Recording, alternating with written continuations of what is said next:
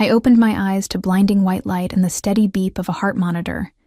My head throbbed with a dull, persistent ache that seemed to pulse behind my eyes. The sterile smell of antiseptic filled my nostrils as I tried to focus on the ceiling tiles above me. Everything felt wrong, disconnected, like I was floating just outside my own body. "Diana? Diana, can you hear me?" A woman's voice cut through the fog. I turned my head slowly, wincing at the sharp pain that shot down my neck. A nurse stood beside my bed, her kind face creased with concern. Behind her, a doctor in a white coat scribbled notes on a clipboard. "Where am I?" My voice came out as a croak, my throat dry and raw. "You're at Mount Sinai Hospital in Manhattan," the nurse said gently, adjusting my IV drip. "You were in a car accident 3 days ago. Do you remember anything?"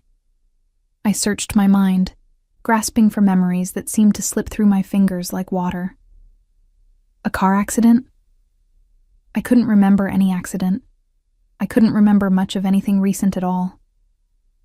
The last clear memory I had was... What?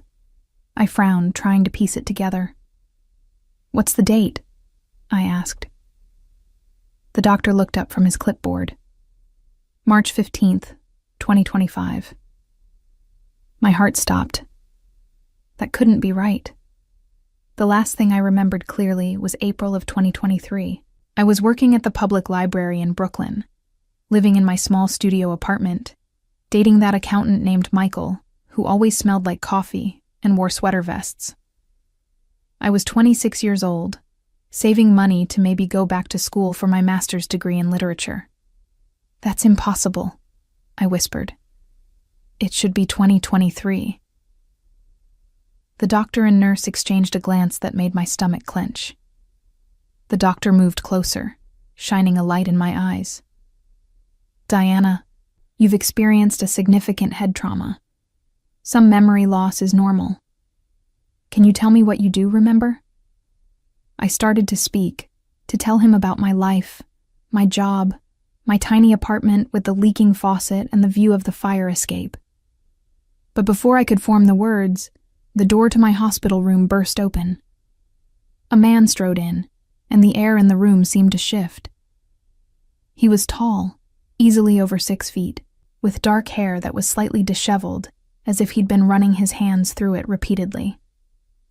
He wore an expensive charcoal suit that fit him perfectly, the jacket open to reveal a crisp white shirt unbuttoned at the collar. His face was striking, sharp jawline, high cheekbones, and eyes so dark they were almost black.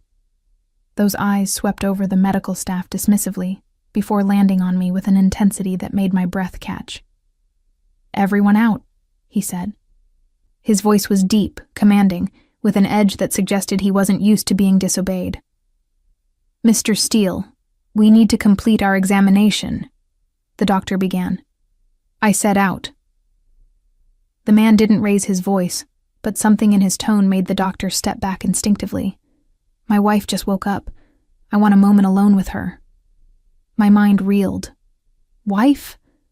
I stared at this stranger, this impossibly handsome, dangerous-looking man who apparently thought he was married to me. The nurse and doctor filed out quickly, though the nurse gave me one last concerned glance before closing the door.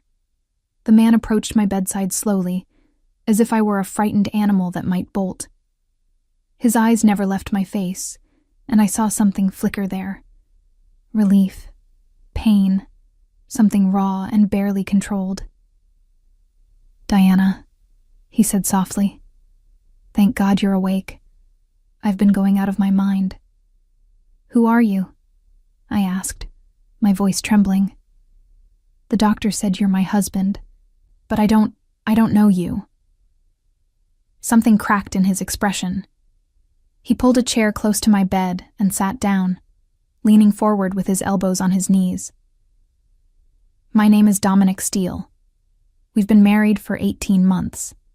I shook my head, immediately regretting the movement as pain lanced through my skull.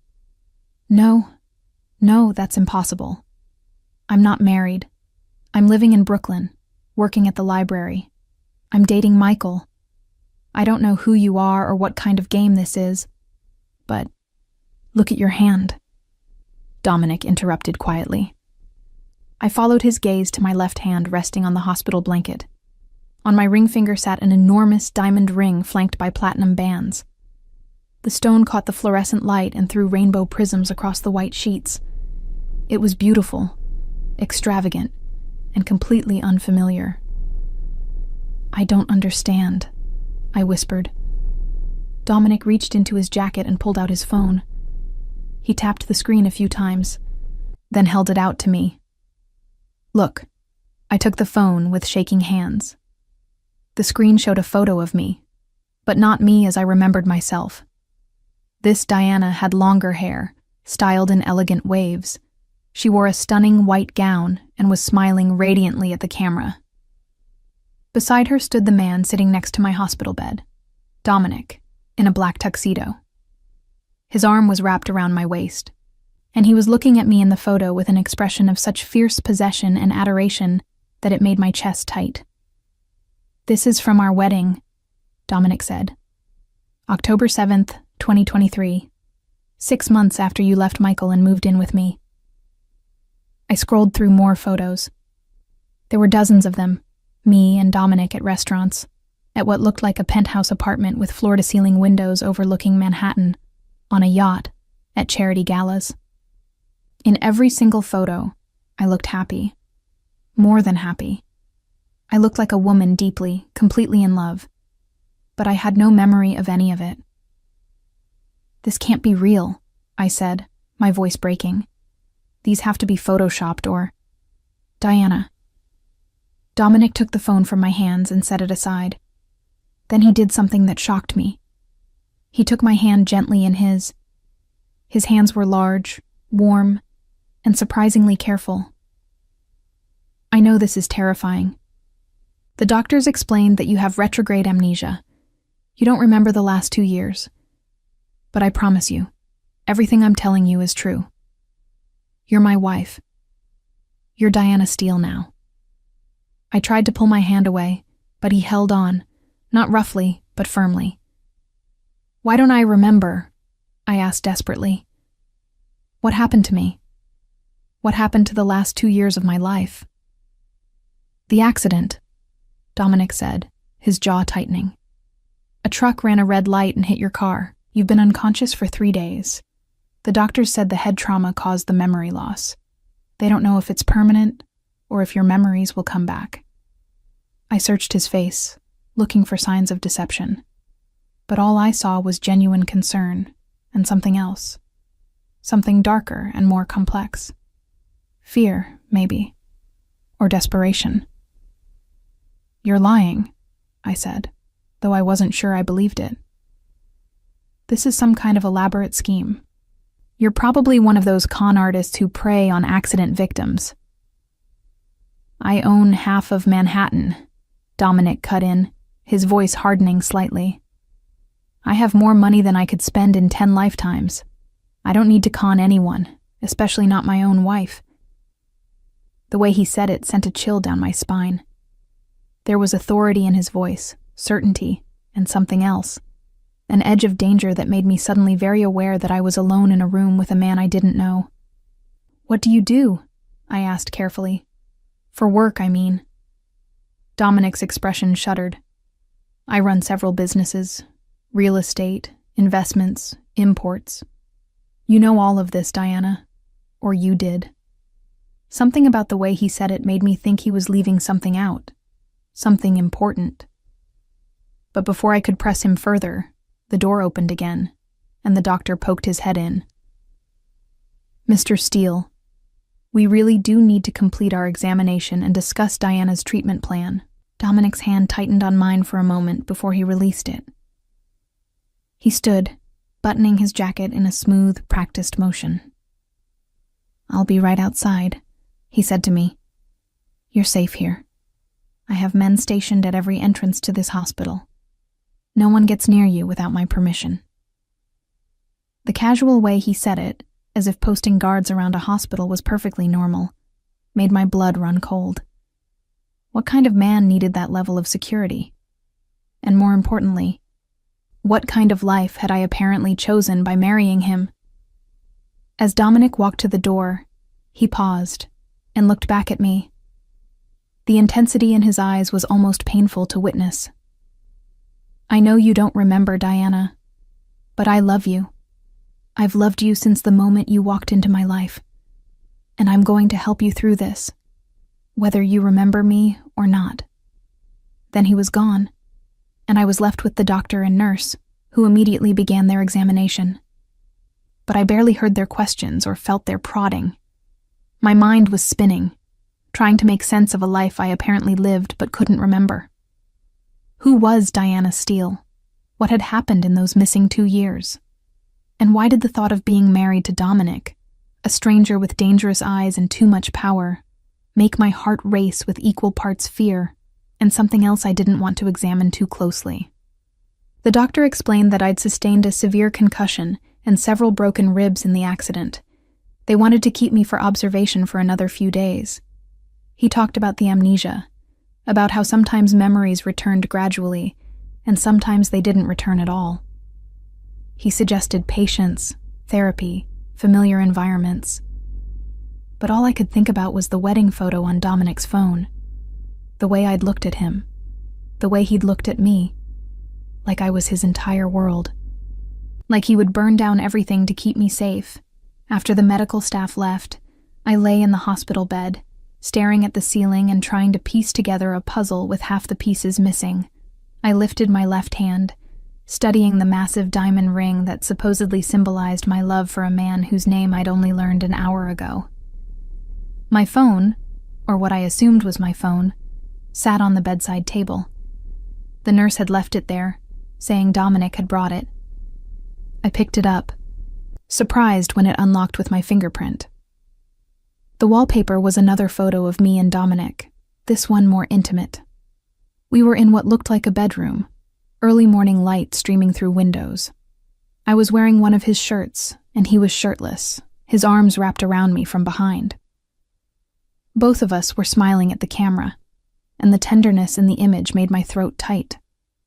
I scrolled through the phone, finding texts, emails, photos, an entire digital life I didn't recognize. There were messages from Dominic, hundreds of them. Some were simple check-ins. How was your day? Missing you. Others were more intense. You're mine, Diana, forever. Can't wait to get you home and show you exactly how much I missed you. I found texts from friends whose names I didn't recognize, making plans for lunches and shopping trips. There were photos of a stunning penthouse apartment, apparently where I now lived. The closet alone was bigger than my entire studio in Brooklyn, filled with designer clothes and shoes I never would have been able to afford on my librarian salary. What had happened to me? How had I gone from checking out books and eating ramen for dinner to this life of luxury and danger? The door opened again, and I looked up, expecting another nurse. Instead, a woman in her 50s entered, carrying a designer handbag and wearing an expression of maternal concern. Behind her, Dominic stood in the doorway watching. "Oh, Diana," the woman said, rushing to my bedside. "Thank God you're awake. We've all been so worried." I looked at Dominic helplessly. He stepped into the room. "Diana, this is Margaret, my mother. Your mother-in-law." Margaret took my hand, and I saw tears in her eyes. "You don't remember me, do you?" Dominic explained about the amnesia. "Oh, you poor dear." I shook my head, feeling guilty for reasons I couldn't quite name. "I'm sorry. I don't remember anything from the last 2 years." Margaret patted my hand. "Don't apologize, sweetheart. None of this is your fault. We're just grateful you're alive." When Dominic called to tell me about the accident, she trailed off, dabbing at her eyes with a tissue. I watched the interaction between mother and son. There was genuine affection there, but also something else. Margaret seemed nervous around Dominic, deferential in a way that suggested she was slightly afraid of him, even as she obviously loved him. "How did we meet?" I asked suddenly, looking at Dominic. If we've been married for 18 months, we must have had some kind of courtship first. How did a librarian end up with someone like you? Dominic's expression softened slightly. You were working the reference desk at the Brooklyn Public Library. I came in looking for information on historical architecture for a property I was developing. You helped me find what I needed, and then you suggested 3 additional books I hadn't even thought to look for. You were brilliant, passionate about literature and history. We talked for 2 hours that day. He moved closer to the bed, his dark eyes never leaving my face. I came back the next day, and the day after that. Always with some excuse, another research question, another book I needed. Finally, you called me out on it. Asked me point blank if I was actually interested in the books, or if I had some other reason for visiting every day. What did you say? I asked, surprised to find myself genuinely curious. A ghost of a smile crossed Dominic's face. I told you the truth, that I'd never met anyone like you. That you were the most beautiful, intelligent woman I'd ever encountered. And that I would very much like to take you to dinner. Margaret smiled. You made him work for it, though. Didn't you say she turned him down the first 3 times, Dominic? She did, Dominic confirmed. Said she didn't date men in suits who looked like they'd never set foot in a public library before in their lives. So I came back in jeans and a t-shirt. Brought coffee from the cafe you liked. Spent an entire Saturday helping you reshelve books in the history section. Despite everything, the fear, the confusion, the complete disorientation of waking up in a life I didn't recognize, I felt a smile tug at my lips. It sounded like something I would do. The old me, anyway. The me who existed in my last clear memories.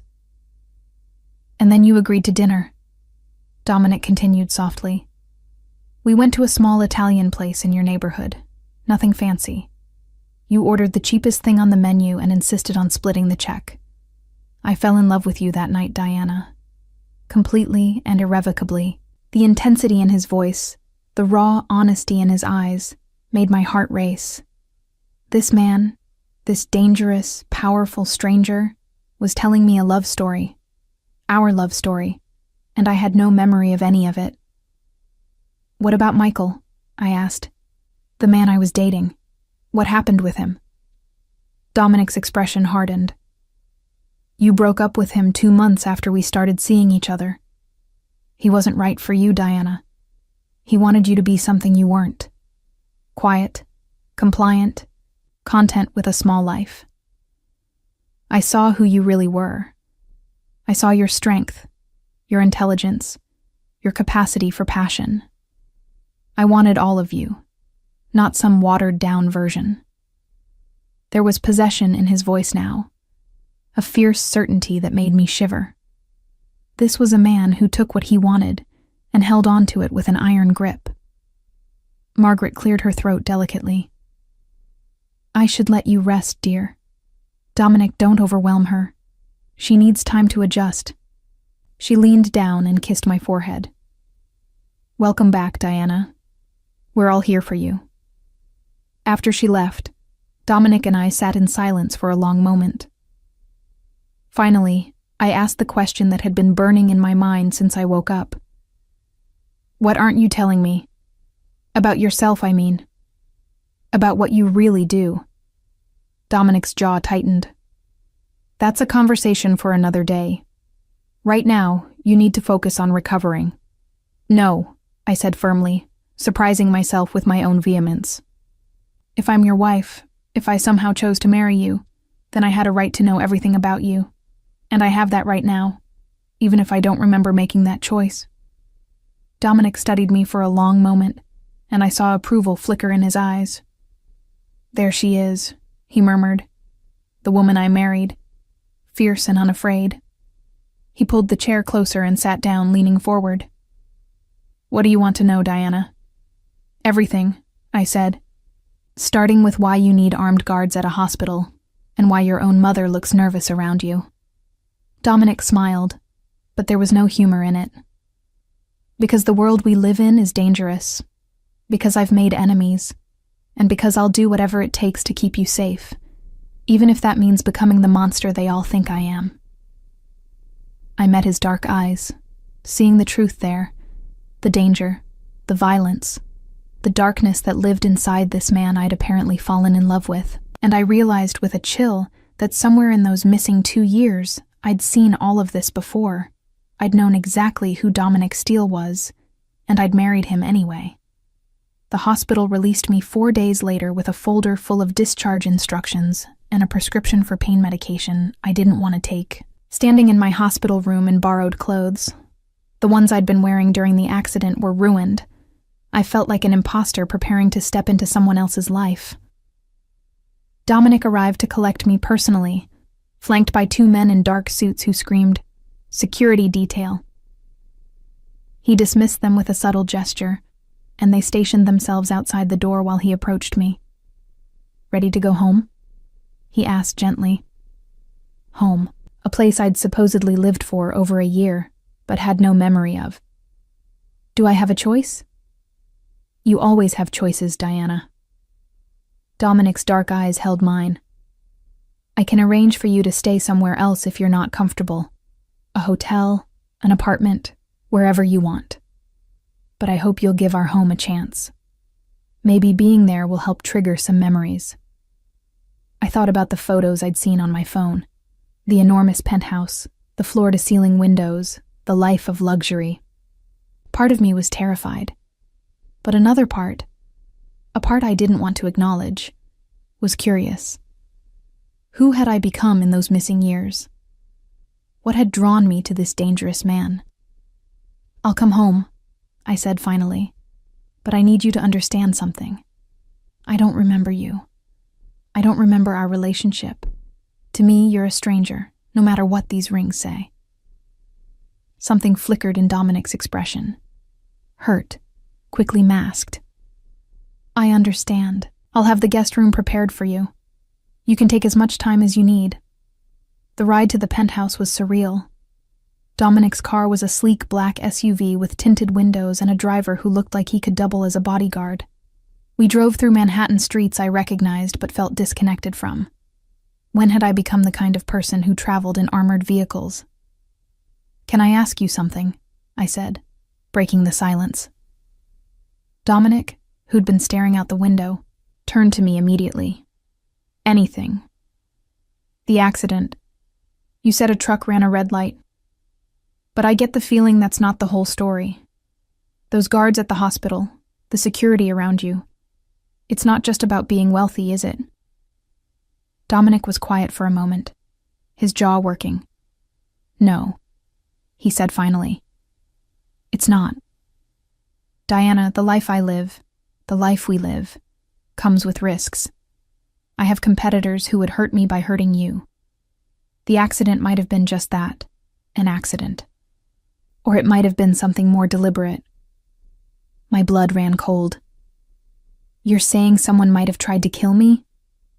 "I'm saying I don't know yet," Dominic replied, his voice hard. "But I'm going to find out. And if someone deliberately hurt you, they're going to pay for it." The casual way he said it, the promise of violence delivered in a calm, matter-of-fact tone, should have terrified me. Instead, I felt a strange flutter in my chest. This man, this stranger, was prepared to wage war for me. We pulled up to a building in Tribeca that probably cost more than most people made in a lifetime. The doorman greeted Dominic by name and welcomed me home with genuine warmth. The elevator required a key card to access the penthouse level. When the doors opened directly into the apartment, I stepped out and my breath caught. The photos hadn't done it justice. The space was massive, all clean lines and modern elegance, with windows that offered a breathtaking view of the Manhattan skyline. The late afternoon sun painted everything in shades of gold. "Welcome home," Dominic said softly beside me.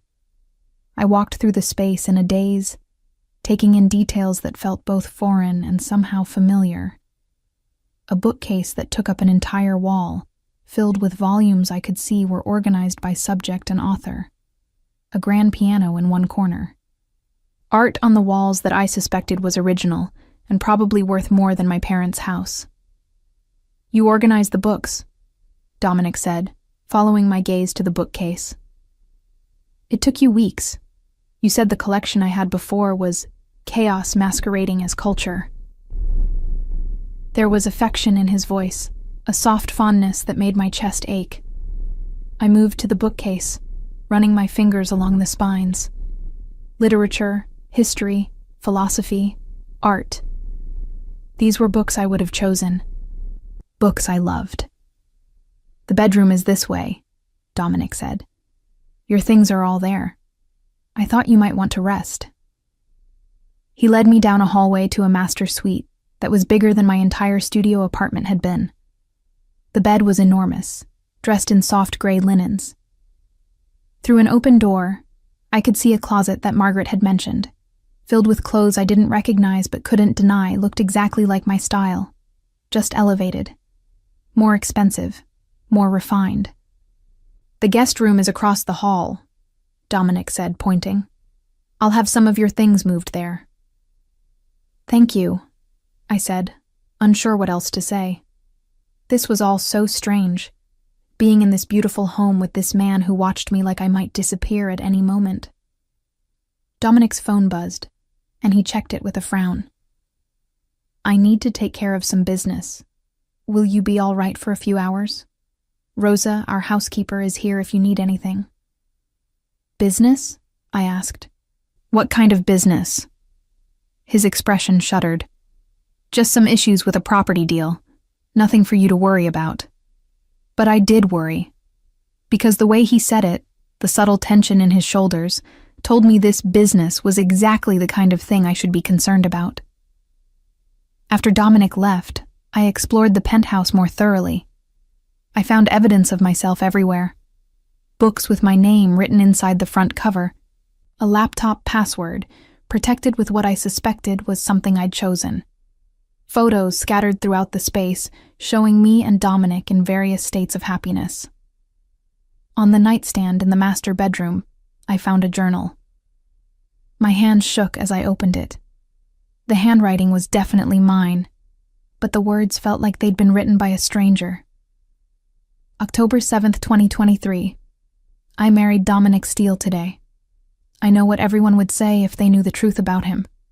I know the risks, but I also know that I've never felt this alive, this seen, this completely consumed by another person. He terrifies me and thrills me in equal measure. Is that love?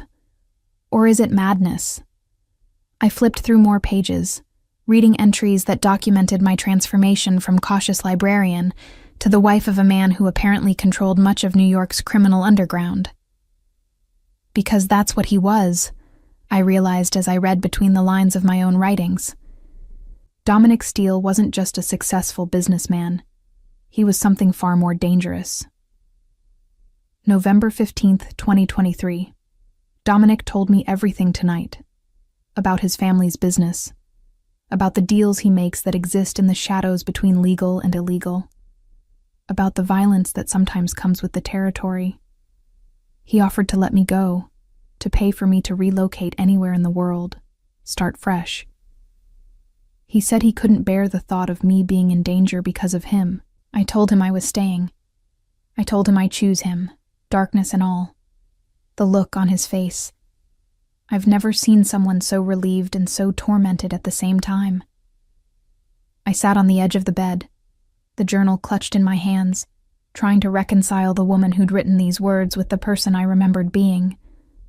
How had I gone from shelving books and living a safe, predictable life to this? A knock on the door made me look up. A woman in her 60s with kind eyes and gray hair pulled back in a bun stood in the doorway. "Mrs. Steele, I'm Rosa. Mr. Steele asked me to check if you needed anything." "Please, call me Diana," I said automatically.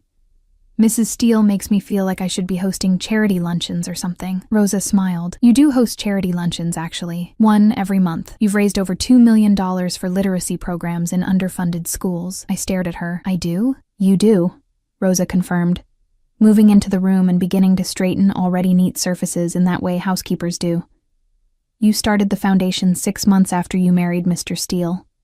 You said if you were going to live this life, you were going to use the resources to make a real difference. That sounded more like the person I remembered being. Using privilege for good. Making a difference. Maybe I hadn't completely lost myself in those missing years. Rosa, can I ask you something? I said carefully. What's he really like? Dominic, I mean, when I'm not around. Rosa paused in her straightening and looked at me with shrewd eyes. Are you asking if he's dangerous? I'm asking if I should be afraid of him. Rosa considered this for a long moment. Mr. Steele is a complicated man. He's built an empire on things that would make most people uncomfortable. He can be ruthless, even cruel to his enemies. But with you? She shook her head. I've worked for this family for 30 years, Diana. I've never seen Mr. Steele the way he is with you. You made him human again. You made him believe he could be something more than his father's son. His father? I asked. Rosa's expression darkened. Victor Steele. He built the family business into what it is today. But he was a hard man, cold. Dominic grew up learning to be just as hard, just as cold, until he met you. Before I could ask more questions, my phone buzzed. A text from Dominic. How are you feeling? Do you need anything? I stared at the message, then typed back. I'm fine. Rosa is taking good care of me. His response came immediately. Good. I'll be home for dinner. There's someone I want you to meet. That evening, I dressed in clothes from the closet that felt expensive against my skin. I chose a simple black dress because it seemed like something I would wear. Elegant, but not trying too hard. When I emerged from the guest room, I found Dominic in the kitchen, having changed from his suit into dark jeans and a button-down shirt with the sleeves rolled up. He looked younger, less intimidating, though no less dangerous. You look beautiful, he said, his dark eyes sweeping over me with an intensity that made my skin heat. These clothes are nice, I said awkwardly, unsure how to respond to compliments from a husband I didn't remember. I'm surprised they're my style. You picked out everything in that closet, Dominic said. You have excellent taste, though you always complained that I spent too much on you.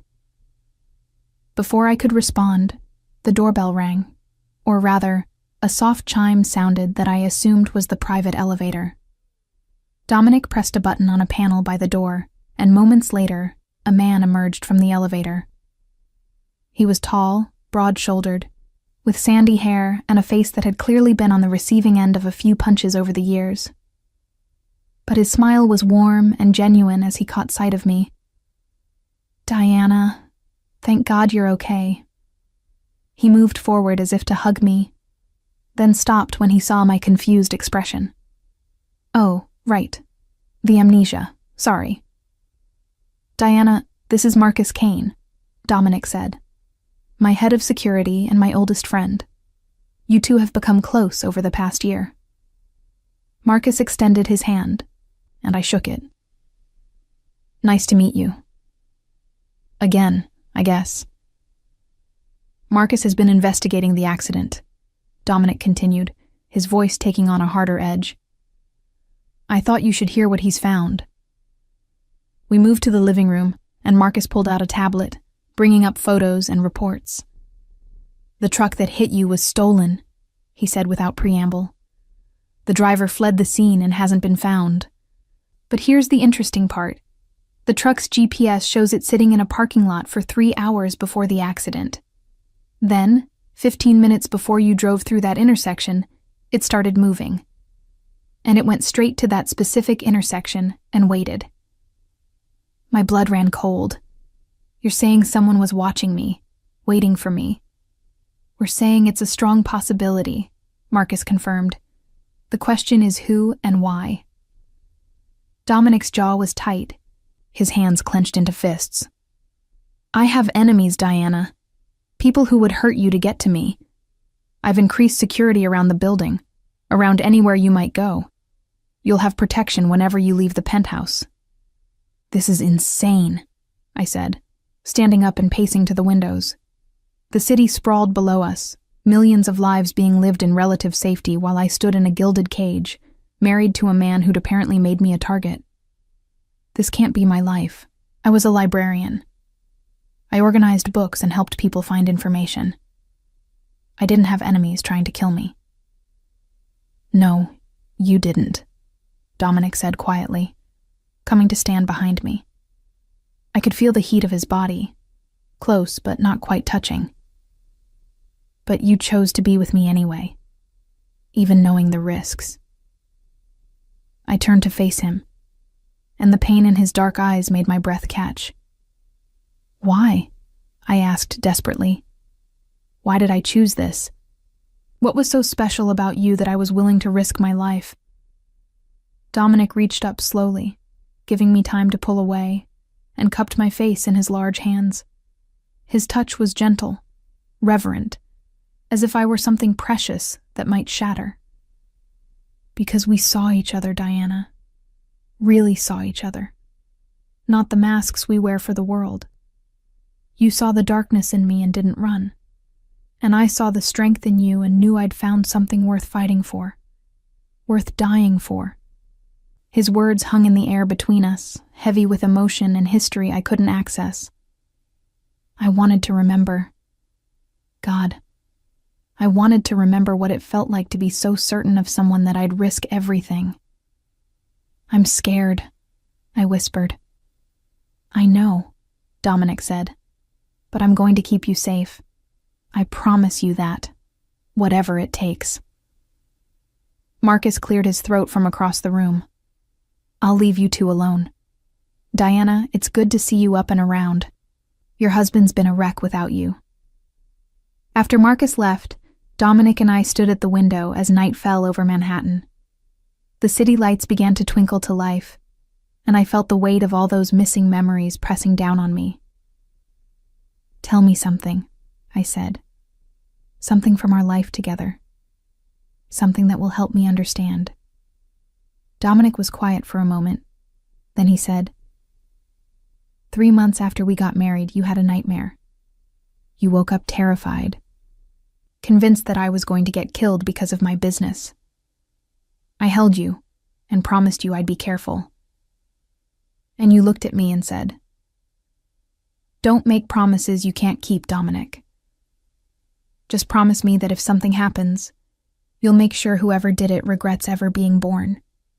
That's when I knew for certain that you understood exactly who I was, and that you loved me anyway." I shivered, both at the violence implied in those words and at the realization that the woman who'd said them was me, some version of me anyway. "Come on," Dominic said, moving toward the kitchen. "Let me make you dinner. You used to joke that watching me cook was the most domestic thing I did. You said it reminded you I was human." I followed him, watching as he moved through the kitchen with surprising competence, pulling out ingredients and beginning to prepare what looked like pasta from scratch. It was strange and oddly intimate, standing in this beautiful kitchen with this dangerous man as he made me dinner. "You're really good at that," I observed. "My mother insisted I learn to cook," Dominic said, his hands working the pasta dough with practiced ease. "She said no son of hers would be helpless in the kitchen. It's one of the few normal things about my childhood." "What was the rest of your childhood like?" Dominic's hands stilled for a moment. "Complicated. My father was building an empire, and he expected me to be ready to take it over someday. That meant learning the business, all aspects of it, including the parts that exist outside the law. I grew up understanding that power comes with a price, that sometimes you have to make hard choices, do dark things, to protect what's yours." "Is that what you tell yourself?"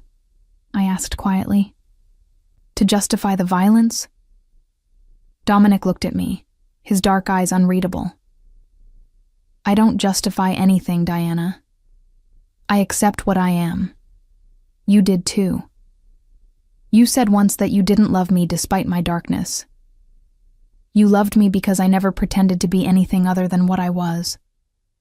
We ate dinner at the massive dining table, and despite everything, the fear, the confusion, the disorientation, it felt almost normal. Dominic asked me about my day, told me about a property deal he was working on, carefully omitting, I suspected, the more illegal aspects of his business. We talked about books, about the city, about nothing and everything. After dinner, exhaustion hit me like a wave. The hospital stay, the emotional turmoil of the day, all of it crashed down at once. Dominic walked me to the guest room, where Rosa had already turned down the bed and left a glass of water on the nightstand. "Try to get some rest," Dominic said from the doorway.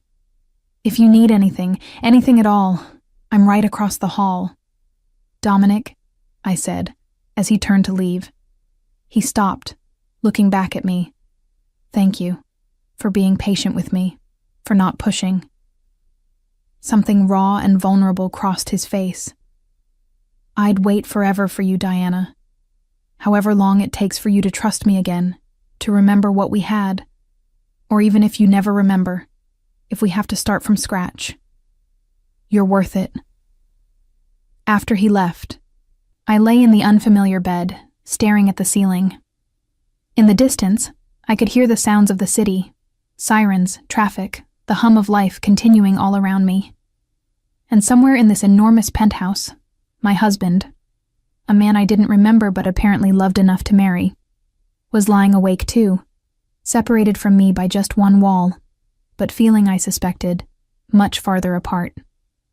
I thought about the journal entries I'd read, about the woman I'd been who chose this dangerous life, and I wondered if, given time and knowledge, I would make the same choices again. Or if this time, I'd run. I woke to sunlight streaming through unfamiliar windows, and the smell of fresh coffee. For a moment, I was completely disoriented, expecting to see my tiny studio apartment in Brooklyn. Instead, I was in a guest room that was larger than most people's living rooms, wearing silk pajamas I didn't remember putting on, in a penthouse I supposedly called home. The events of the previous day came flooding back. The hospital, Dominic, the revelation that I'd lost 2 years of my life and gained a dangerous husband I couldn't remember. I found a robe hanging in the closet, plush, expensive, and wrapped it around myself before venturing out. The penthouse was quiet, but I heard sounds coming from the kitchen. I followed them to find Dominic standing at the counter, dressed in workout clothes, his hair damp from what I assumed was a morning shower. He was pouring coffee into 2 mugs. "Good morning," he said when he saw me. "I wasn't sure how you take your coffee now, but I made it the way you used to like it. 2 sugars, splash of cream." That's still right," I said, surprised. "Some things apparently didn't change even when your entire life did."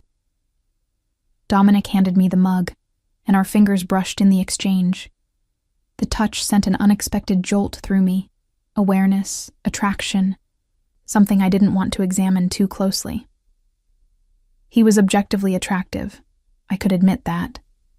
Tall, muscular in a way that suggested he didn't just sit behind a desk all day, with those dark eyes that seemed to see straight through me. "I have some meetings this morning," Dominic said, leaning against the counter. "But I thought afterward, if you're feeling up to it, we could go out. There are places that might trigger some memories. Or we could just take a walk, get you reacquainted with the neighborhood." "Places like where?" I asked, sipping the coffee. It was perfect, exactly how I liked it. "The library where we met, some of your favorite restaurants, the park where I proposed." He said it casually, but I saw the tension in his shoulders, the hope barely concealed in his expression. "You proposed in a park?" I asked, trying to imagine this powerful, dangerous man down on one knee in a public space. A ghost of a smile crossed Dominic's face. "Central Park. You loved going there in the mornings before work, sitting on this particular bench near the lake and reading. One Saturday, I met you there with coffee and bagels, and after you'd finished your book chapter, I got down on one knee and asked you to marry me. You cried and said yes, and then you laughed and said you couldn't believe you was agreeing to marry a man who'd probably end up getting arrested someday. The detail, the specificity of the memory, made something ache in my chest. This life I couldn't remember was real. These moments had happened, even if I couldn't access them anymore. I'd like that, I said. Going out, I mean. I need to start trying to piece this together. Dominic's relief was palpable. Good. I'll cancel my afternoon meetings. We can spend the day exploring. After he left for his morning obligations, I showered and dressed in clothes from the closet that felt both familiar and foreign. Jeans that fit perfectly, a soft sweater, expensive boots. Everything in the closet was exactly my style, just elevated. Better quality, more refined, but still fundamentally me. I spent the morning exploring the penthouse more thoroughly. In what was clearly meant to be a home office, I found a desk covered in papers related to my literacy foundation. There were grant applications, budgets, letters from schools thanking me for donations. Evidence that even in this new life, I'd tried to hold on to something meaningful, something that connected me to the person I'd been. I also found a locked drawer in the desk. I searched for a key, checking obvious places, under paperweights, in pencil holders, until I finally found one taped to the bottom of a picture frame. Inside the drawer was another journal, but this one looked older, more worn. The first entry was dated April 2023, right around the time I last clearly remembered my life. I met someone today. A man came into the library clearly out of his element, asking for help with research on historical architecture. He was gorgeous. Tall, dark hair, eyes that looked like they could see right through all my defenses. His name is Dominic Steele. He wore a suit that probably cost more than I make in a month, and carried himself like he owned the world, which, based on his address when he filled out the guest research form, he kind of does. I helped him find what he needed, and we talked for hours. About books, about the city, about everything. When he left, he looked back at me 3 times. I know I should forget about him. We're clearly from different worlds. But I can't stop thinking about his smile. I flipped through more pages, watching my relationship with Dominic unfold in my own handwriting. The early excitement, the growing attraction, the moment I learned what he really did for a living. July 2023. Dominic told me tonight what his family's business really involves. Not just real estate and investments. He controls most of the organized crime in Manhattan. Protection rackets, illegal gambling, things I don't even want to know the details of. He told me because he said I deserved to know before we got more serious. He said he'd understand if I wanted to end things. I should want to end things. I should run far away from this man and his dangerous life. But instead, I asked him why he does it. And he looked at me with such raw honesty and said, because it's all I've ever known. Because my father built this empire, and dying was easier than disappointing him. Because I'm good at it, and the alternative is letting someone more brutal take control.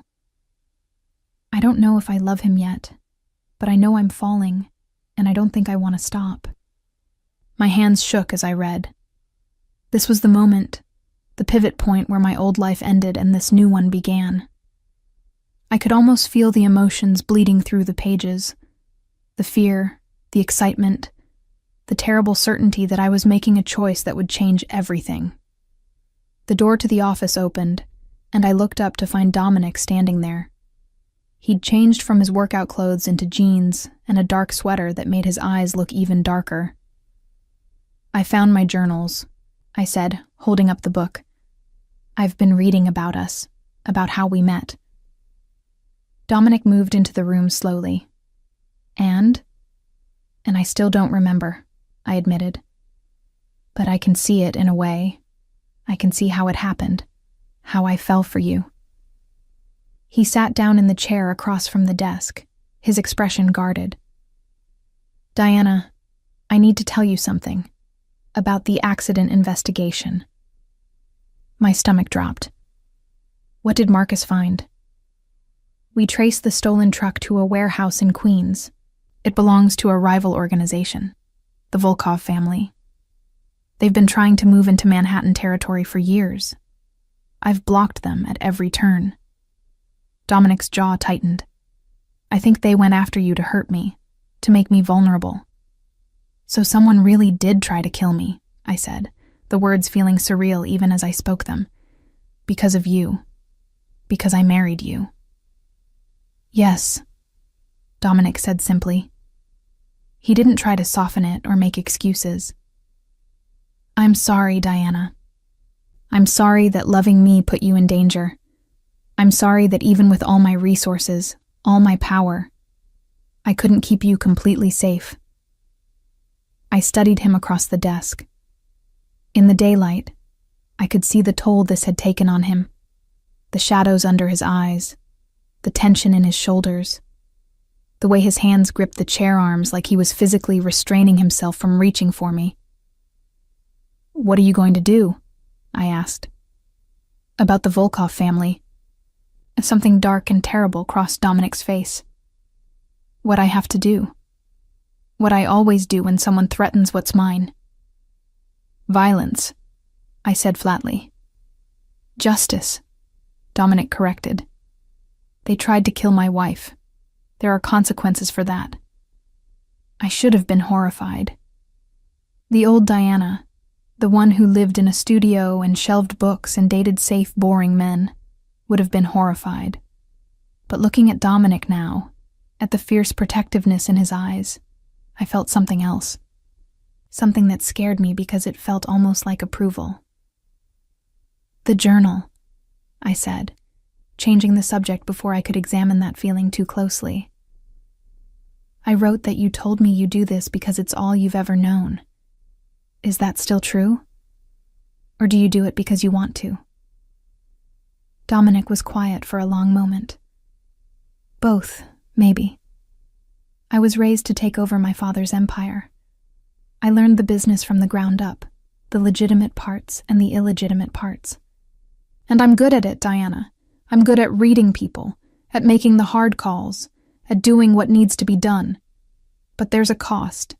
There's always a cost. What cost? Humanity, Dominic said simply. Every time you order violence, every time you make a decision that you know will hurt people, you lose a little piece of your soul. Until one day, you look in the mirror and barely recognize the person staring back at you. That's where I was when I met you. Lost, going through the motions of being Victor Steele's son, running his empire, but feeling nothing. And then you walked into my life, and for the first time in years, I felt something. I felt alive. The raw honesty in his voice made my throat tight. I'm not sure I'm the same person who fell in love with you, I said quietly. I don't remember those 2 years. I don't remember falling in love or choosing this life. Right now, I'm just Diana Mitchell, librarian from Brooklyn, who woke up in a life that doesn't make sense. I know, Dominic said. And I'm not asking you to be anyone you're not. I'm not asking you to remember or to force feelings that aren't there. I just want a chance to show you who we were together, who we could be again. I closed the journal and stood up. Okay, show me. We left the penthouse with 2 security guards following at a discreet distance. I hated that this was necessary, that I couldn't just walk down the street like a normal person. But Dominic explained that until they dealt with the Volkov situation, I was a target. Our first stop was the Brooklyn Public Library where I used to work. Walking through those doors felt like stepping back in time. The smell of books, the quiet hum of people researching and reading, the familiar layout. This I remembered. You worked the reference desk, Dominic said, pointing. That's where I first saw you. You were helping an elderly woman find information about her family genealogy. You were so patient with her, so genuinely interested in her story. I stood there for 20 minutes just watching you before I worked up the courage to approach. I tried to imagine it. Dominic Steele, powerful crime boss, nervous about talking to a librarian. It seemed impossible, but there was something vulnerable in his expression that made me believe it. "What did you ask me?" I said. "I asked for books on historical architecture in New York.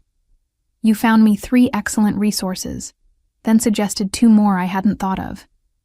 And then you asked if I was really interested in architecture or if I had another reason for asking."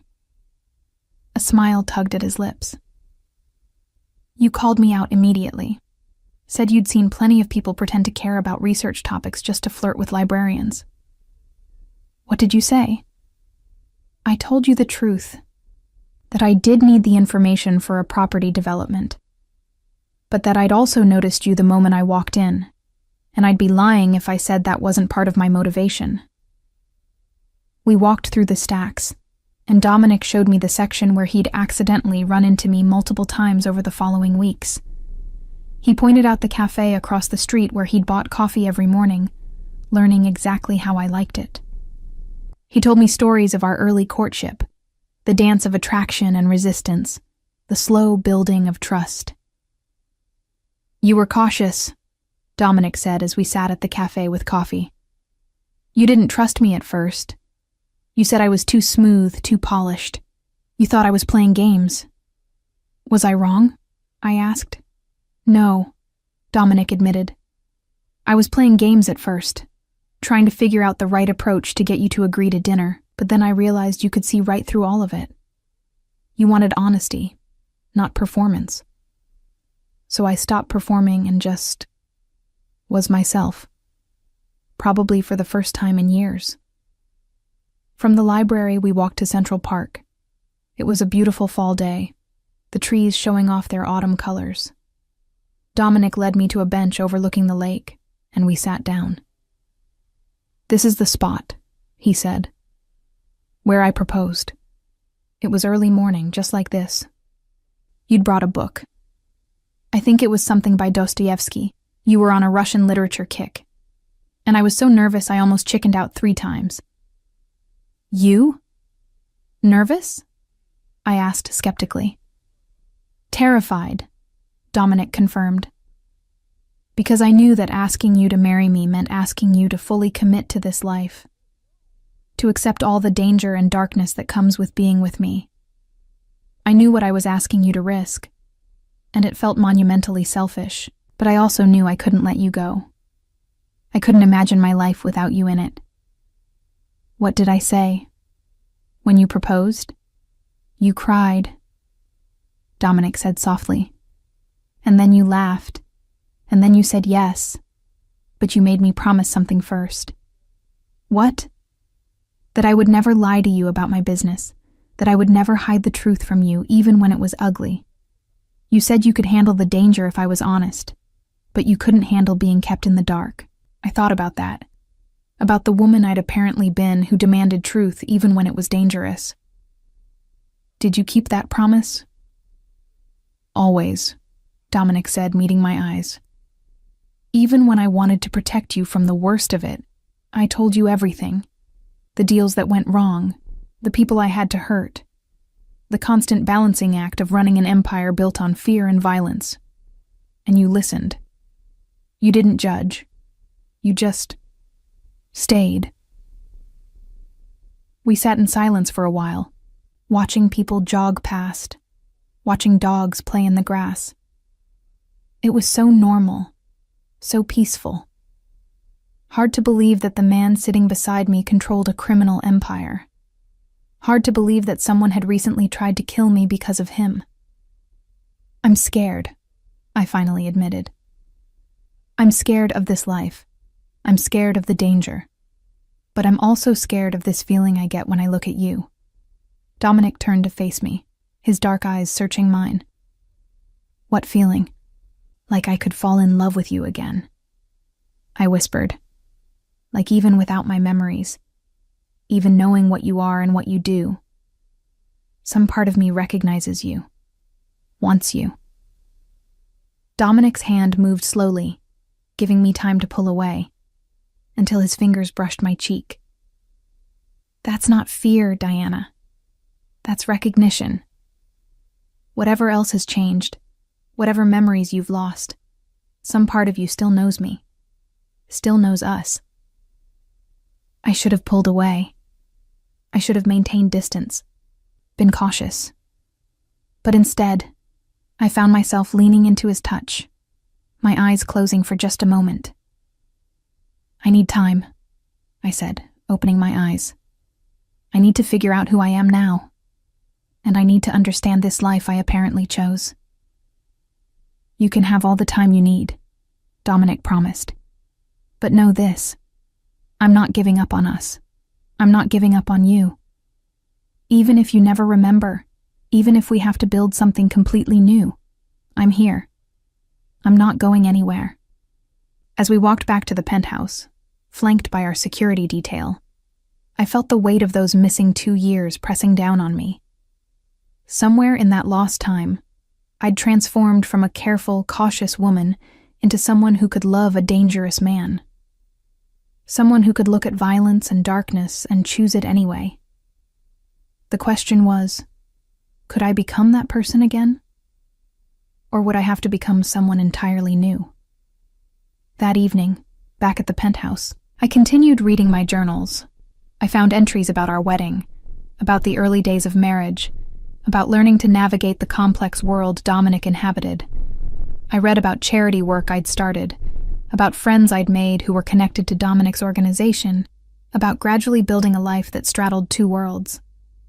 One entry, dated 6 months ago, made me stop cold. "I watched Dominic handle a threat to our family today. I won't write the details. Some things are too dark to commit to paper. But I saw what he's capable of when someone threatens what's his. And the terrible truth is, I wasn't horrified. I was relieved. Because I know that same ruthlessness, that same capacity for violence, keeps me safe. I've become someone who can accept darkness for the sake of love. I don't know if that makes me strong or morally compromised. Maybe both. Maybe that's just what love requires sometimes. The willingness to be a little bit compromised for the sake of the person you can't live without." I closed the journal and pressed my hands to my face. This woman who'd written these words, who'd made these choices, could I reconcile her with the person I thought I was? A knock on the door made me look up. Dominic stood there, still dressed in the clothes from our day out. "I wanted to say good night," he said, "and to thank you for today. For giving us a chance." "Dominic," I said, standing up.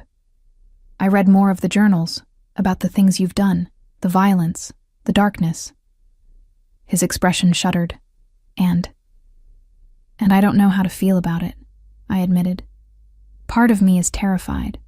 Part of me thinks I should run as far away as possible. But another part..." I trailed off, unsure how to finish.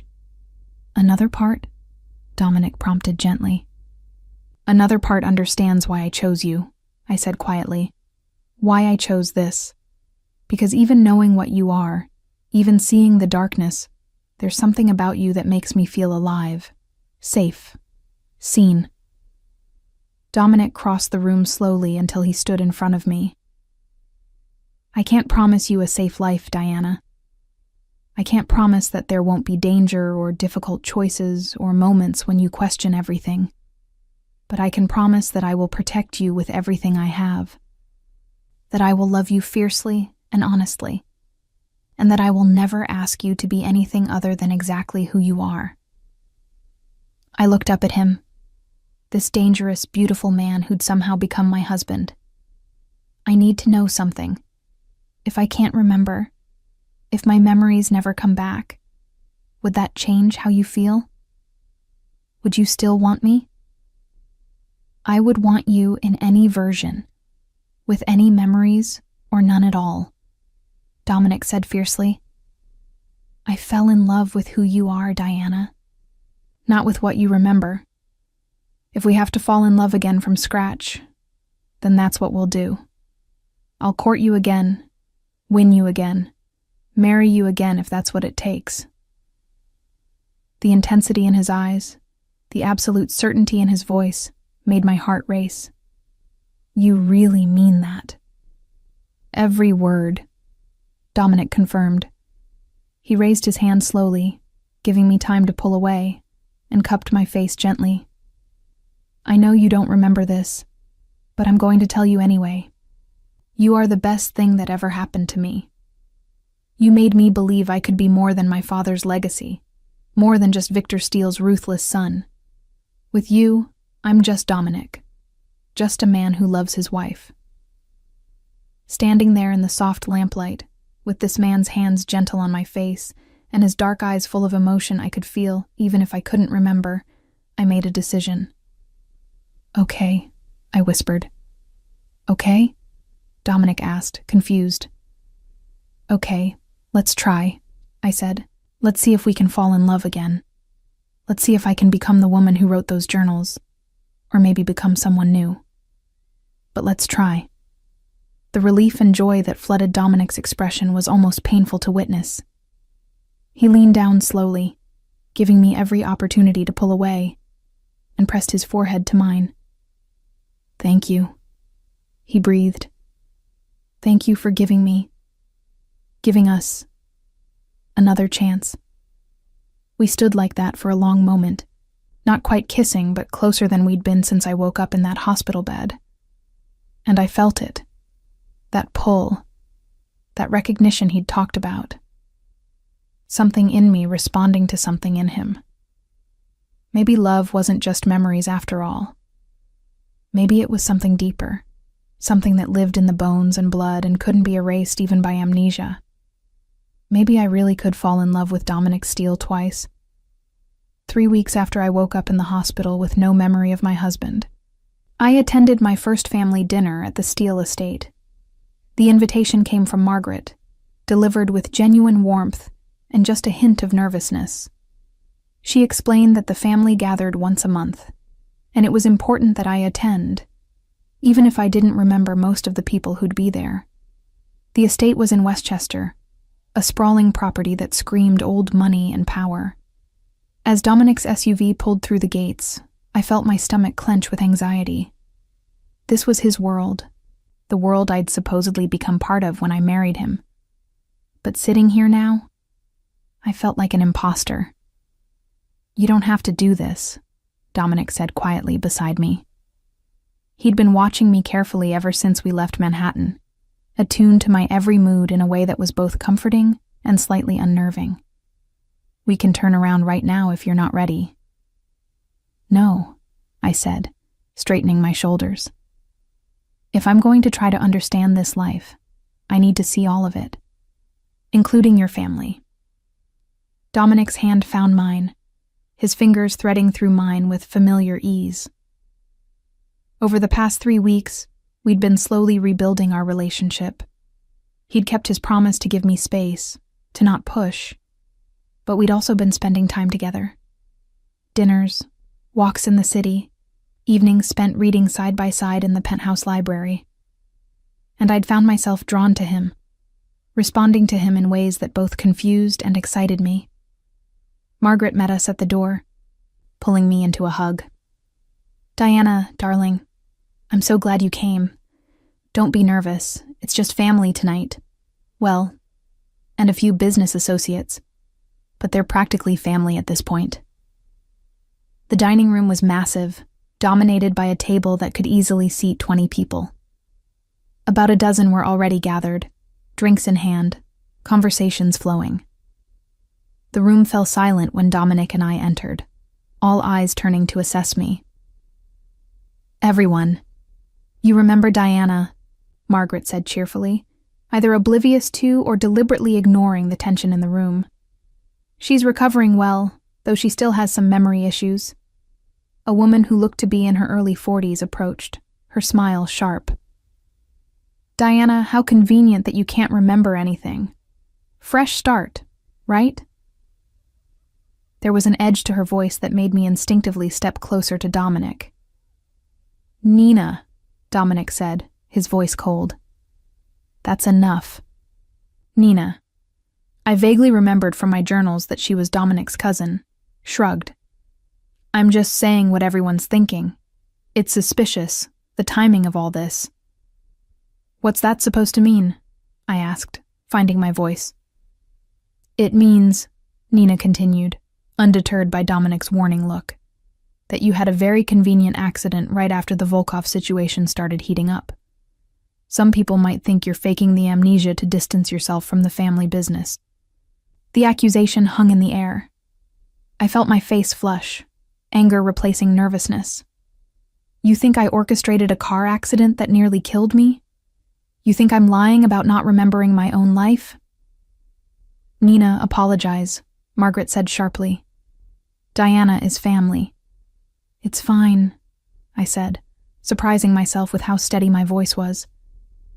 I stepped away from Dominic, moving to face Nina directly. I don't care what you think. I don't remember you. I don't remember this house. And frankly, from what I've read in my journals, I didn't like you much before the accident either. So your opinion means exactly nothing to me. A few people in the room made sounds that could have been suppressed laughter. Nina's face reddened, but before she could respond, an older man entered the room. Late 70s, with silver hair and the same dark eyes as Dominic. He moved with the kind of authority that demanded attention. Well, the man said, his voice cultured and commanding. It seems my daughter-in-law has remembered how to put Nina in her place at least. That's something.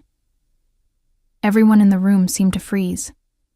I looked at Dominic questioningly. Diana, this is my father, Dominic said, and I heard the tension in his voice. Victor Steele. Victor, the man who'd built the family empire, the man Rosa had described as cold and hard, who'd raised Dominic to be the same. He studied me with those dark eyes, and I had the unsettling feeling of being assessed and measured.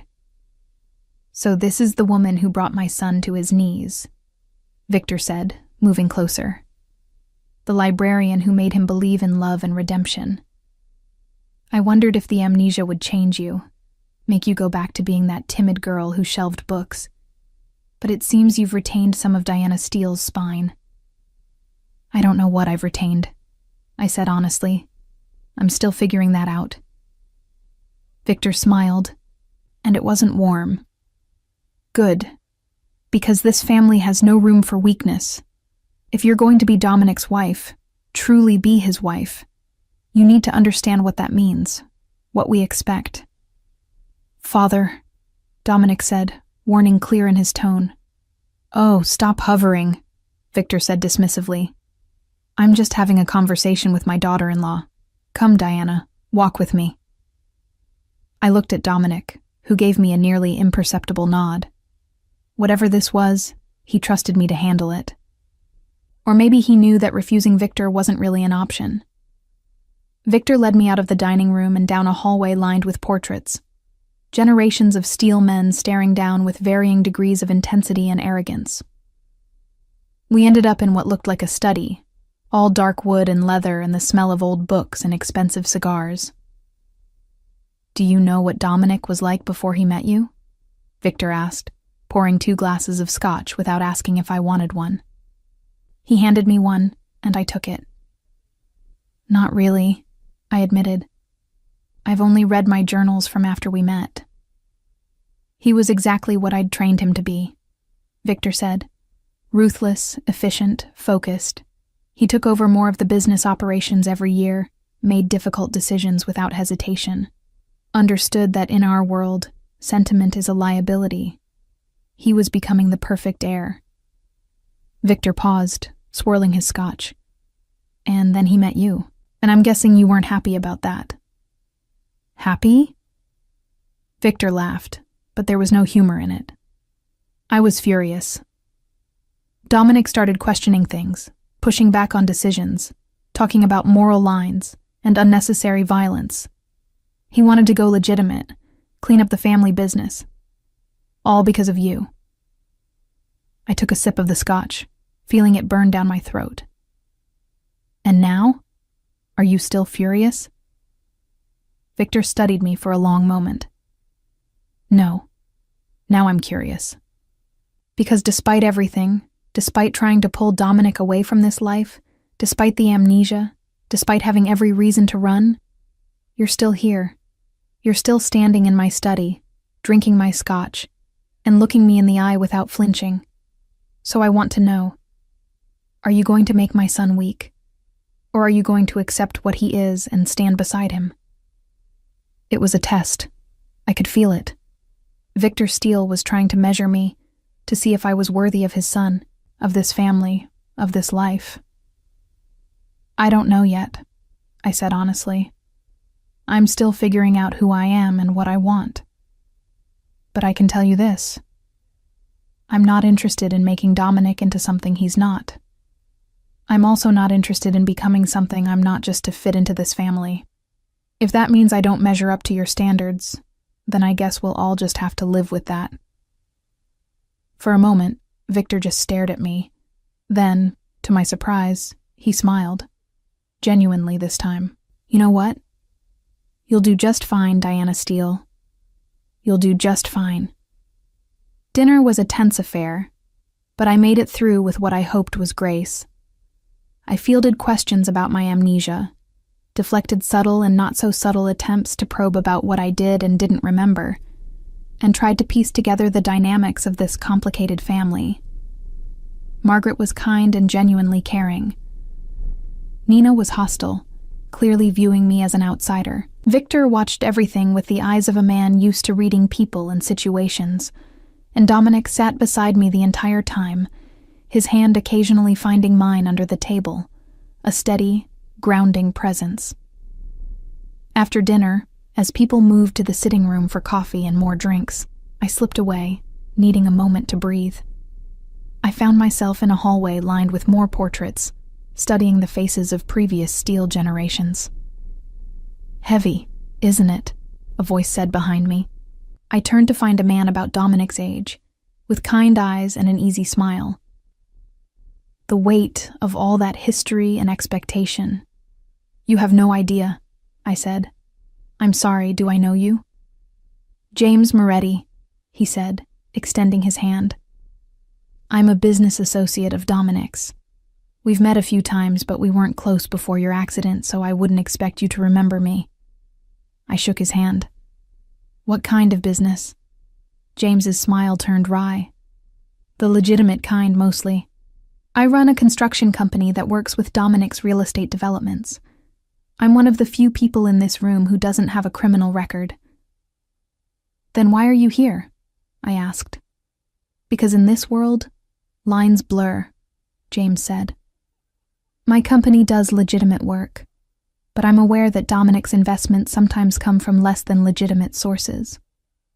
I choose to look the other way because the business is good and because, despite everything, I actually like Dominic.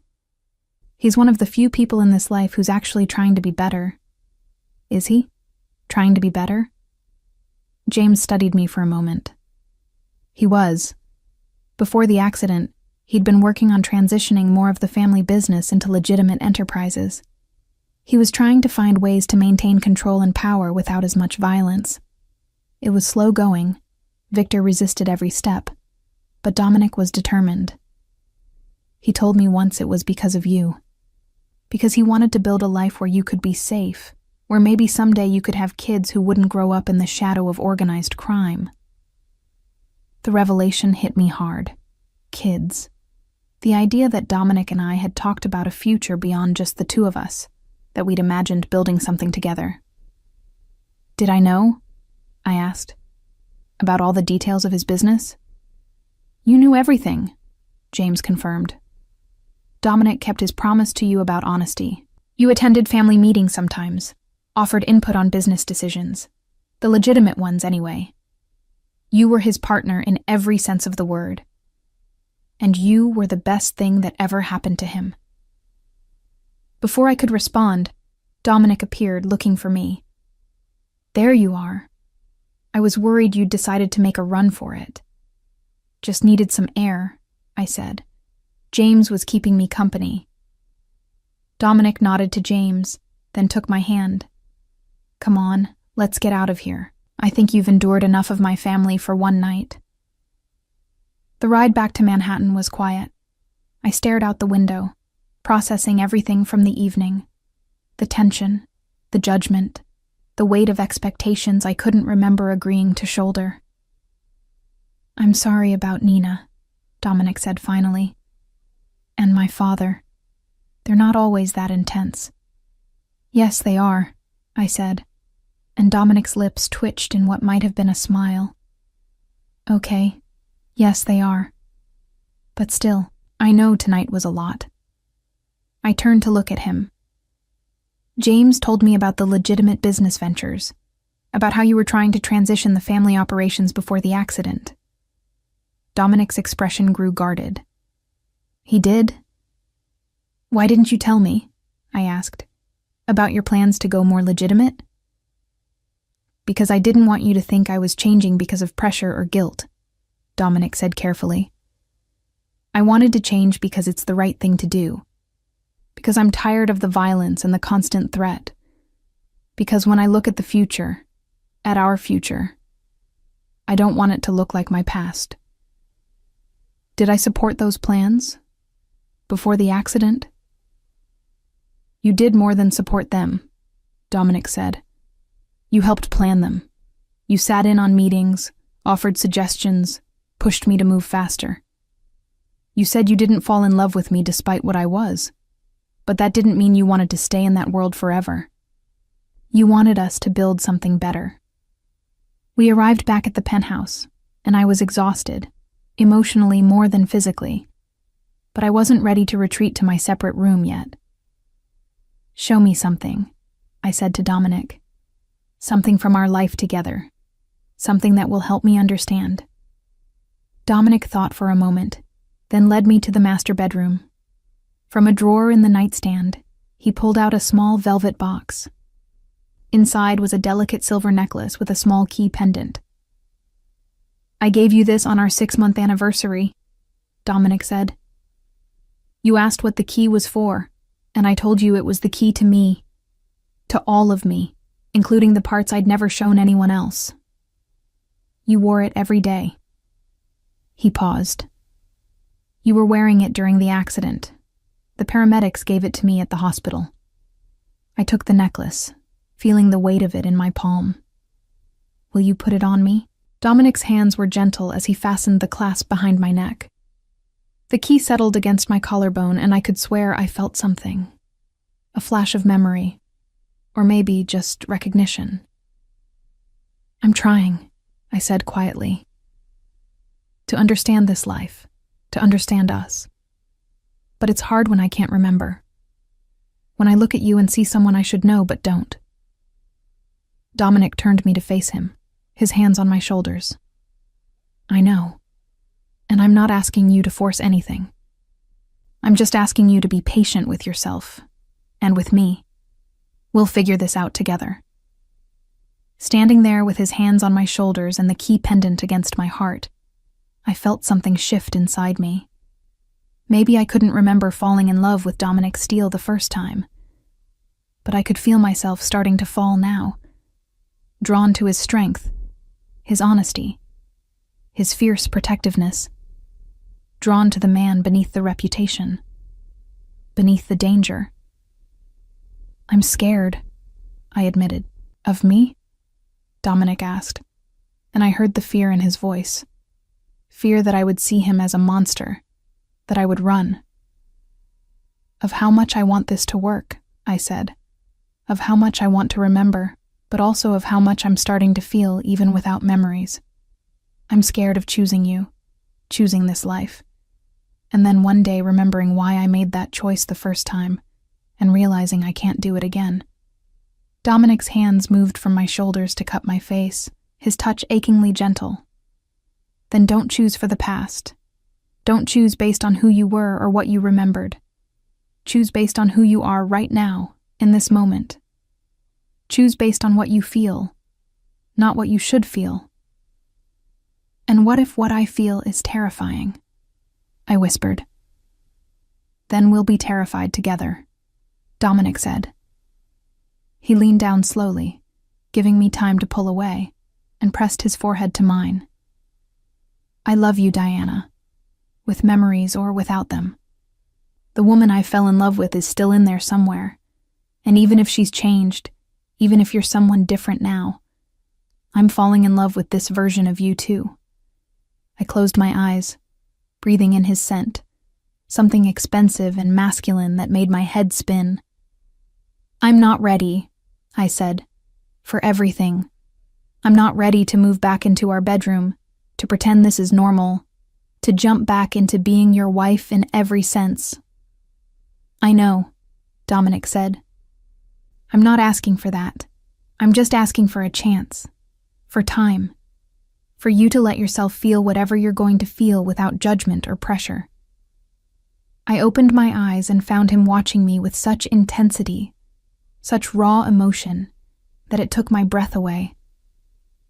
This man, this dangerous, powerful, complicated man, was completely vulnerable in this moment, completely at my mercy. Okay, I said. Time. We'll take time and see where it leads. Dominic smiled, and it transformed his face, made him look younger, less burdened. That's all I'm asking for. That night, lying in the guest room bed, I touched the key pendant at my throat and thought about choices. About the woman I'd been who chose danger for the sake of love. About the woman I was now, standing at the same crossroads without the benefit of memory to guide her. And I thought about Dominic's words. Don't choose for the past. Choose for now. Maybe that was the answer. Maybe I didn't need to become the woman I'd been. Maybe I just needed to become whoever I was now. Someone who was slowly, terrifyingly, inevitably falling for a man she should probably run from. Someone who was choosing the darkness because somehow it felt like coming home. It happened on a Tuesday morning, 6 weeks after I woke up in the hospital. I was in the penthouse library, reading a first edition Fitzgerald that Dominic had bought me, or rather, had bought the woman I'd been before. The morning sun streamed through the windows, and I was comfortable, content even, when suddenly my head exploded with pain. I gasped, the book falling from my hands as I pressed my palms to my temples. Images flooded my mind, rapid fire and overwhelming. Dominic laughing at something I'd said in a restaurant, making love in our bed, his hands reverent on my skin, standing beside him at a business meeting where a man begged for mercy he wouldn't receive. Dancing at our wedding while he whispered that I was the most beautiful thing he'd ever seen. Watching him order someone's death with the same casual tone he'd used to order coffee. Diana? Dominic's voice came from the doorway, sharp with concern. What's wrong? I couldn't speak. The memories were coming too fast. 2 years of life downloaded directly into my brain. The good and the bad, the beautiful and the terrible. All of it hitting me at once. I remembered falling in love with him. I remembered choosing him despite knowing what he was. I remembered accepting the darkness because the light of being loved by him was worth it. And I remembered the fear, constant underlying fear that one day his world would take him from me, or take me from him. Dominic was beside me in an instant, his hands on my face, his voice urgent. Diana, talk to me. What's happening? I remember, I gasped out. Dominic, I remember. Everything. His eyes widened, and I saw a flash of something that might have been fear before he schooled his expression. Everything? Everything.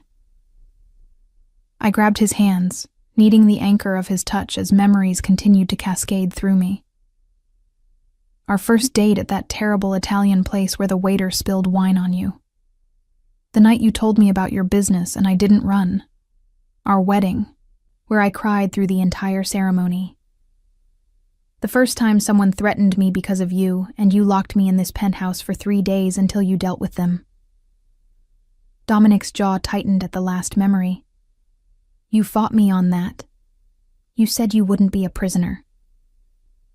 And then I realized you were right to be scared, I said softly. I could remember it now. The terror of discovering that people wanted to hurt me just to hurt him. I remember being angry about it, but also understanding it. Diana, Dominic started, but I cut him off. I need to tell you something. Now, while I can see both sides clearly.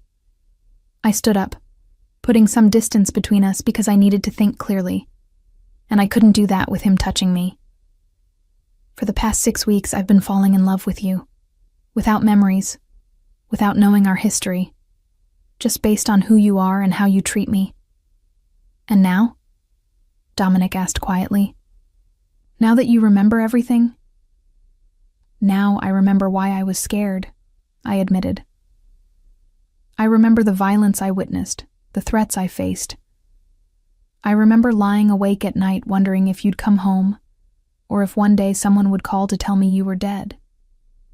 I remember accepting a life where I had to have bodyguards just to go grocery shopping. And I remember. My voice broke. I remember being hit by that car. Not the moment of impact, but the seconds before.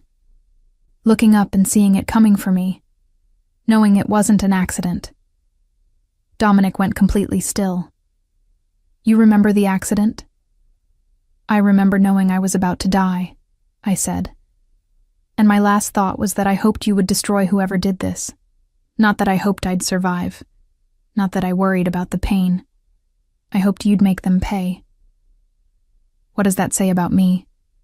About what I'd become? It says you understand the world we live in, Dominic said, moving toward me slowly. Diana, I need you to tell me. Was it the Volkovs? Did you see who was driving? I closed my eyes, trying to pull up those last moments before the impact. I don't know. It happened so fast, but I remember feeling like it was deliberate, like someone was aiming for me. Dominic pulled out his phone, immediately calling Marcus. I need you here now. Diana remembers the accident. After he hung up, we stood in silence for a moment. I was reeling from the double vision of my life. The past 6 weeks where I'd slowly been falling for him, and the 2 years before where I'd built an entire life with him. What are you thinking? Dominic finally asked. I'm thinking that the woman I was before the accident knew exactly what she was getting into, I said.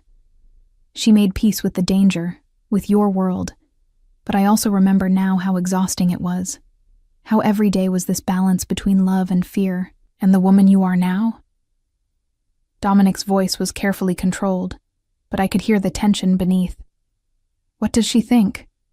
I moved to the windows, looking out at the city sprawling below. The woman I am now fell in love with you without the benefit of memories, which means it was real.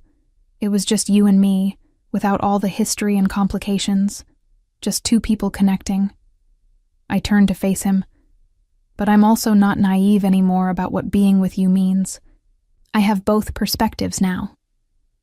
Marcus arrived within 20 minutes, and I had to recount what I remembered about the accident. The car waiting at the intersection. The moment I realized it was going to hit me. The brief glimpse of the driver, male, wearing a baseball cap, but nothing distinctive enough to identify. It's not much, Marcus said apologetically, but it confirms what we suspected. This was a hit. The Volkovs, Dominic said, his voice hard as stone. They're going to pay for this. Dominic, I said carefully, what exactly does pay for this mean? He looked at me, and I saw the dangerous man everyone else saw. The crime boss, the enforcer, Victor Steele's son. It means I'm going to dismantle their organization piece by piece. It means every person who had anything to do with that car coming for you is going to wish they'd never been born. Old Diana would have accepted this, would have understood that in his world, this was justice. But I had the unique perspective now of being both old Diana and new Diana, and new Diana had questions. And then what? I asked, You destroy the Volkovs, and then some other family comes for us. You destroy them, and the cycle continues. When does it end, Dominic? It ends when everyone knows that you're untouchable, Dominic said fiercely. When the cost of coming after you is so high that no one dares try. That's not an end, I said quietly. That's just more of the same. More violence, more fear, more living like we're always waiting for the next attack. Something cracked in Dominic's expression. What do you want me to do, Diana? Let them get away with trying to kill you? Show weakness and invite more attacks? No, I said. I want you to think about what you told me before the accident, about going legitimate, about transitioning the business, about building a different kind of life. I remember those conversations now. I remember you saying you wanted to change. That was before they came after you, Dominic said. Everything changes when they go after what's mine. I'm not a possession to be defended, I said, my voice sharp. I'm your wife, your partner. And I'm telling you that this cycle of violence isn't sustainable. Eventually, something's going to give. And I don't want it to be us. Marcus cleared his throat. I should go. Let you two talk this out. And after Marcus left, Dominic and I stood in tense silence. I could see the war playing out in his expression. The part of him that wanted to rain down violence and the part that wanted to be the man I needed him to be. Do you want to leave? He finally asked. Now that you remember everything, now that you know what this life really is, do you want out? I thought about it. Really thought about it. I had my memories back now. I could make an informed choice. I could walk away from Dominic Steele and his dangerous world. I could go back to Brooklyn, find a new library job, live a safe, predictable life. No, I said. I don't want to leave. But I also don't want to live in constant fear. I don't want to raise children in this world, Dominic. And yes, before you ask, I remember that we talked about having kids. I remember how much you want that. I do want that, Dominic admitted. But not if it means putting you in danger. Not if it means bringing children into a world where they could be used against us. Then we need to change that world, I said. The transition plans we talked about, we need to accelerate them. We need to actually do it, not just talk about it. It's not that simple, Dominic argued. Your father is old and set in his ways, I interrupted. But you're not your father, Dominic. You're better than him. You're capable of more. And if you can't see that, then maybe I'm not the only one who lost something in that accident. Dominic stared at me, and I saw the moment something shifted in him. You're right, he said quietly. You're absolutely right. I've been so focused on revenge, on making them pay, that I forgot what you and I were trying to build. What we still could build. But we can't do it if you're dead, I said bluntly. And we can't do it if I'm constantly looking over my shoulder, wondering if the next car or the next bullet is coming for me. So we need a plan. A real one. Over the next few hours, we talked. Really talked. About the family business, about the legitimate ventures Dominic had been building, about what it would take to transition fully out of the criminal enterprises. It would take time. Years, probably. And it wouldn't be without risk. Victor would fight them every step of the way. Other families might see it as weakness and try to move in. But it was possible. Difficult, dangerous, but possible. We'll need allies, Dominic said. People who want to see change too. James, for one. Some of the younger generation who are tired of the old ways. And we'll need to be smart about the Volkovs, I added. We can't just go in guns blazing. We need to handle this in a way that sends a message, but doesn't start an all-out war. Dominic looked at me with something like awe in his eyes. You really did choose this life with full knowledge of what it meant, didn't you? I did, I confirmed. And I'm choosing it again now, but on my terms. On our terms. Not your father's, not the old way. Our way. That evening, We held a meeting in the penthouse. Marcus was there, along with James Moretti and 2 other business associates who were part of Dominic's inner circle. I sat beside Dominic at the head of the table, and I saw the surprise in some faces that I was included in this conversation. "Diana remembers the accident," Dominic began. "We know it was a deliberate hit. The question now is how we respond." "We hit them back, hard," one of the associates said immediately. "Take out their operations. Make an example." "No," I interrupted. All eyes turned to me. "That's the old way. That's how we get stuck in an endless cycle of retaliation. We need to be smarter than that." "With respect, Mrs. Steele," the associate said, his tone suggesting he had no respect at all. "What do you know about how these things are handled?" "She knows everything," Dominic said coldly. "And when she speaks, it's with my full backing. Anyone who has a problem with that can leave now." No one moved. But the atmosphere in the room had shifted. This wasn't just Dominic Steele making decisions anymore. This was Dominic and Diana Steele, partners in every sense. "The Volkovs need to face consequences," I said. "But we need to do it in a way that weakens them permanently without triggering a war. We need to target their money, their operations, make it impossible for them to function, and we need to send a clear message. Going after Steele family members has consequences that extend far beyond simple revenge." We spent hours hashing out a plan. It was complex, would require coordination, and would take time. But if it worked, it would cripple the Volkov organization without the bloodshed that an outright war would cause. After everyone left, Dominic and I stood at the windows, looking out at the city lights. My head still ached from the flood of returned memories, but I felt more clear-headed than I had in weeks. "Thank you," Dominic said quietly, "for not running, for choosing to stay, for choosing us." "I fell in love with you twice," I said. "Once as Diana Mitchell, librarian who didn't know better, and again as Diana Steele, who forgot who she was. Both times I chose you. I think that means something. It means you're either the bravest woman I've ever met or the craziest," Dominic said with a slight smile.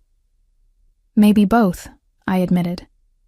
I turned to face him fully. "I remember our wedding night now.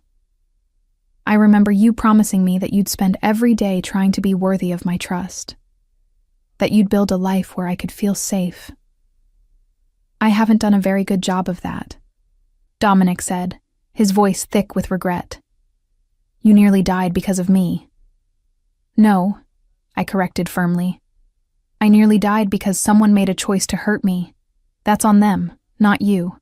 But what happens next, how we respond, how we move forward, that's on us. Both of us." Dominic pulled me into his arms, and I let myself lean into him, feeling his strength, his warmth, the steady beat of his heart. "I love you," he murmured into my hair. "Both versions of you. The one who chose me knowing what I was, and the one who chose me all over again without knowing. You're the strongest person I've ever met, Diana." "I'm terrified," I admitted. "Now that I remember everything, I'm terrified. But I'm also certain. About us. About this. About choosing you every single day, even when it's hard." We stood like that for a long time, holding each other in the quiet penthouse. Outside, the city hummed with life. Somewhere out there, the Volkovs were planning their next move. Somewhere, Victor Steele was scheming to maintain his control. Somewhere, threats lurked that we hadn't even identified yet. But in that moment, wrapped in Dominic's arms with my memories restored and my choices made clear, I felt something I hadn't felt since before the accident. Hope. Hope that we could build something better. Hope that love really could transform even the darkest places. Hope that choosing each other, again and again, would be enough. Are you ready? Dominic asked. For what? For all of it. The fight, the change, the building of something new. Are you ready to do this with me? I pulled back enough to look up at him, this man I'd loved and chosen twice. I'm ready, I said. Let's burn down the old world and build something better. Dominic smiled, really smiled, with joy and relief and love, and kissed me. And in that kiss was a promise that whatever came next, we'd face it together. Not as Dominic Steele, crime boss, and Diana Steele, his wife, but as partners, equals, two people who'd chosen each other despite every reason not to. Two people who were going to change everything. 6 months after my memories returned, Dominic and I stood in the study of the Westchester estate, facing down Victor Steele. Outside, snow was falling, blanketing the grounds in white. Inside, the temperature was considerably colder. You want to do what? Victor's voice was dangerously calm. We want to transition the family operations toward legitimate business, Dominic said steadily. No more protection rackets, no more illegal gambling. We maintain control through legal means, real estate, investments, construction. The infrastructure is already there. We just need to shift focus. Victor's laugh was harsh. And what makes you think the other families will allow this? What makes you think you can simply walk away from the life? We're not walking away, I interjected. We're evolving. The world has changed, Victor. The old ways are becoming too risky, too exposed. Law enforcement has better technology, better resources. It's only a matter of time before... Before what? Victor cut in. Before someone makes a mistake and brings the whole house down? Is that what you think? That we've survived this long through luck? No, Dominic said. Through fear and violence. But there's a cost to that, Father. A cost I'm not willing to keep paying. Victor stood, moving around the desk to face his son directly. They were the same height, the same build, and in that moment, I could see both the similarities and the stark differences between them. Victor was rigid, unbending. Dominic had learned to adapt, to change. This is about her, Victor said, gesturing toward me dismissively, about keeping her safe. You're making business decisions based on emotion. I'm making business decisions based on survival, Dominic corrected. And yes, Diana's safety is a factor. She's my wife. She's the mother of my future children. Of course her safety matters to me. Your father never let your mother influence his decisions, Victor said. And look how well that turned out, Dominic shot back. Mother spent years afraid, isolated, watching you become someone she barely recognized. I won't do that to Diana. I won't become you. The words hung in the air like a detonation. Victor's face went red, and for a moment, I thought he might actually strike Dominic. Instead, he turned away, his hands clenched into fists. If you do this, Victor said quietly, you're on your own. I won't support it. I won't help you. And when it all falls apart, when the other families come for your territory because they see weakness, don't come crying to me. I won't need to, Dominic said, because it won't fall apart. We've been planning this for months. We have allies, we have resources, and we have a clear strategy. This is happening, Father. With or without your blessing. Victor turned back, and the look he gave Dominic was one of cold assessment. You've changed. You used to understand what it took to maintain power. But she's made you soft. No, I said, stepping forward. I've made him human. There's a difference. Victor's eyes swept over me with contempt. Love is a liability in this business. It makes you vulnerable. It gives your enemies targets. Love is also what gives you something worth fighting for, I countered. You built an empire, Victor. But what was the point? Power for power's sake? Control for the sake of control? Dominic wants to build something that lasts, something that means more than just fear and violence. Naive, Victor said. You're both naive, but fine, do this foolish thing. Transition to legitimate business, play at being respectable. But when it costs you everything, remember that I warned you. As we drove back to Manhattan, the confrontation with Victor weighing heavily, Dominic reached for my hand. No going back now, he said. No going back, I agreed.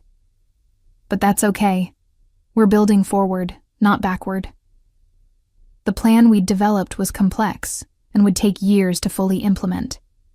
We started by using information Marcus had gathered on the Volkovs, not to destroy them violently, but to systematically dismantle their operations through legal means. We fed information to law enforcement, to the IRS, to regulatory agencies. We made it impossible for them to operate effectively. When the Volkov patriarch finally reached out to meet, it wasn't to threaten or retaliate.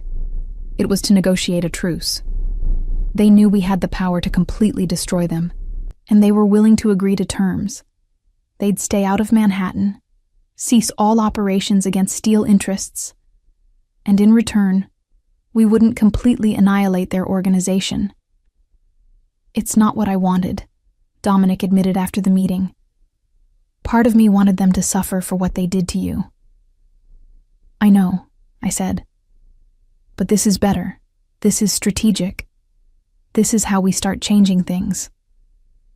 Over the following year, we slowly transitioned more of the family business toward legitimate operations. It wasn't easy.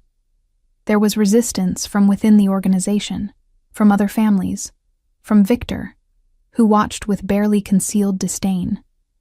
But we had allies, younger members of other families who were tired of the old ways, business associates like James who wanted to see change, even some law enforcement officials who were willing to work with us in exchange for information on worse criminals.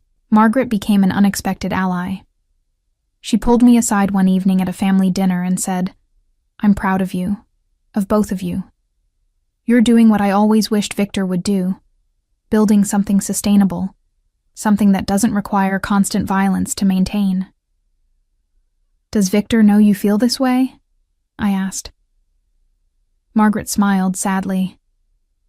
"He knows I've never approved of the worst aspects of his business, but I've never been brave enough to push him to change. I admire that you have that courage."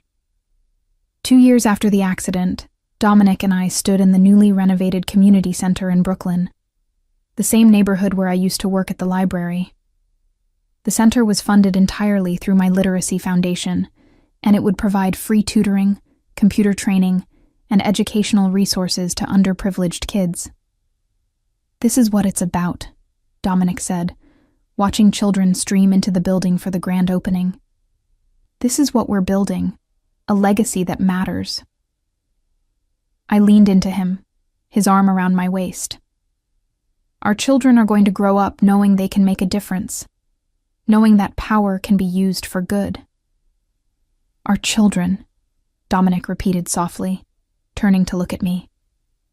"Are you saying—" I smiled, placing his hand on my still flat stomach. "I'm saying you're going to be a father, Dominic Steele. We're going to have a baby." The look on his face, pure joy, terror, wonder, love, was something I would never forget. He pulled me close, burying his face in my hair. "I'm going to protect both of you," he swore. "I'm going to build a world where our child can be safe." "I know you will," I said. "We will. Together." Our daughter, Elena Rose Steele, was born on a crisp October morning. She had Dominic's dark eyes and my stubborn chin. Holding her for the first time, watching Dominic cradle her with such gentle reverence, I knew we'd made the right choices. All of them. From my decision to stay with him despite knowing what he was, to his decision to change his life for us, to our joint commitment to building something better. Victor came to meet his granddaughter, and something in his expression softened when he held Elena. "She's beautiful," he said quietly. "She looks like your mother did when she was born." I want her to grow up differently than I did, Dominic said firmly. I want her to grow up knowing she's loved more than she's feared, that she's valued for who she is, not what she can do for the family business. Victor looked at his son for a long moment, then nodded slowly. Maybe you're right. Maybe things do need to change. He handed Elena back to me. You're lucky, both of you. You found something worth changing for. Elena grew up in a world that was still complicated but infinitely better than the one Dominic had known as a child. She attended the best schools, had friends whose parents didn't work in organized crime, learned that business could be conducted without violence. She knew her father had a complicated past, but she also saw the man he'd become, the philanthropist, the legitimate businessman, the father who never missed a school play or parent-teacher conference. When Elena was 16, she asked me directly about our story. We were in the library of the penthouse, the same room where my memories had first returned all those years ago. Tell me the truth, she said, about how you and Dad really met, about what his life was like before. So I told her, all of it, the good and the bad, the beauty and the darkness. I told her about waking up with amnesia, falling in love twice, choosing to stay despite the danger. I told her about the transition, about the work it took to change, about the world we'd built together. Do you regret it? Elena asked. Staying with him? Choosing this life? Not for a single second, I said honestly. Your father and I built something real, something lasting. We took something dark and transformed it into something worth having. That's what love does. It transforms. Years passed. The family business continued to evolve. Victor eventually retired, grudgingly admitting that Dominic's way had proven successful. Marcus became a legitimate security consultant. James's construction company thrived. The Steele name became associated more with philanthropy and legitimate business than with organized crime. Elena went to college, fell in love with a kind, brilliant woman named Sarah, and came out to us over a family dinner.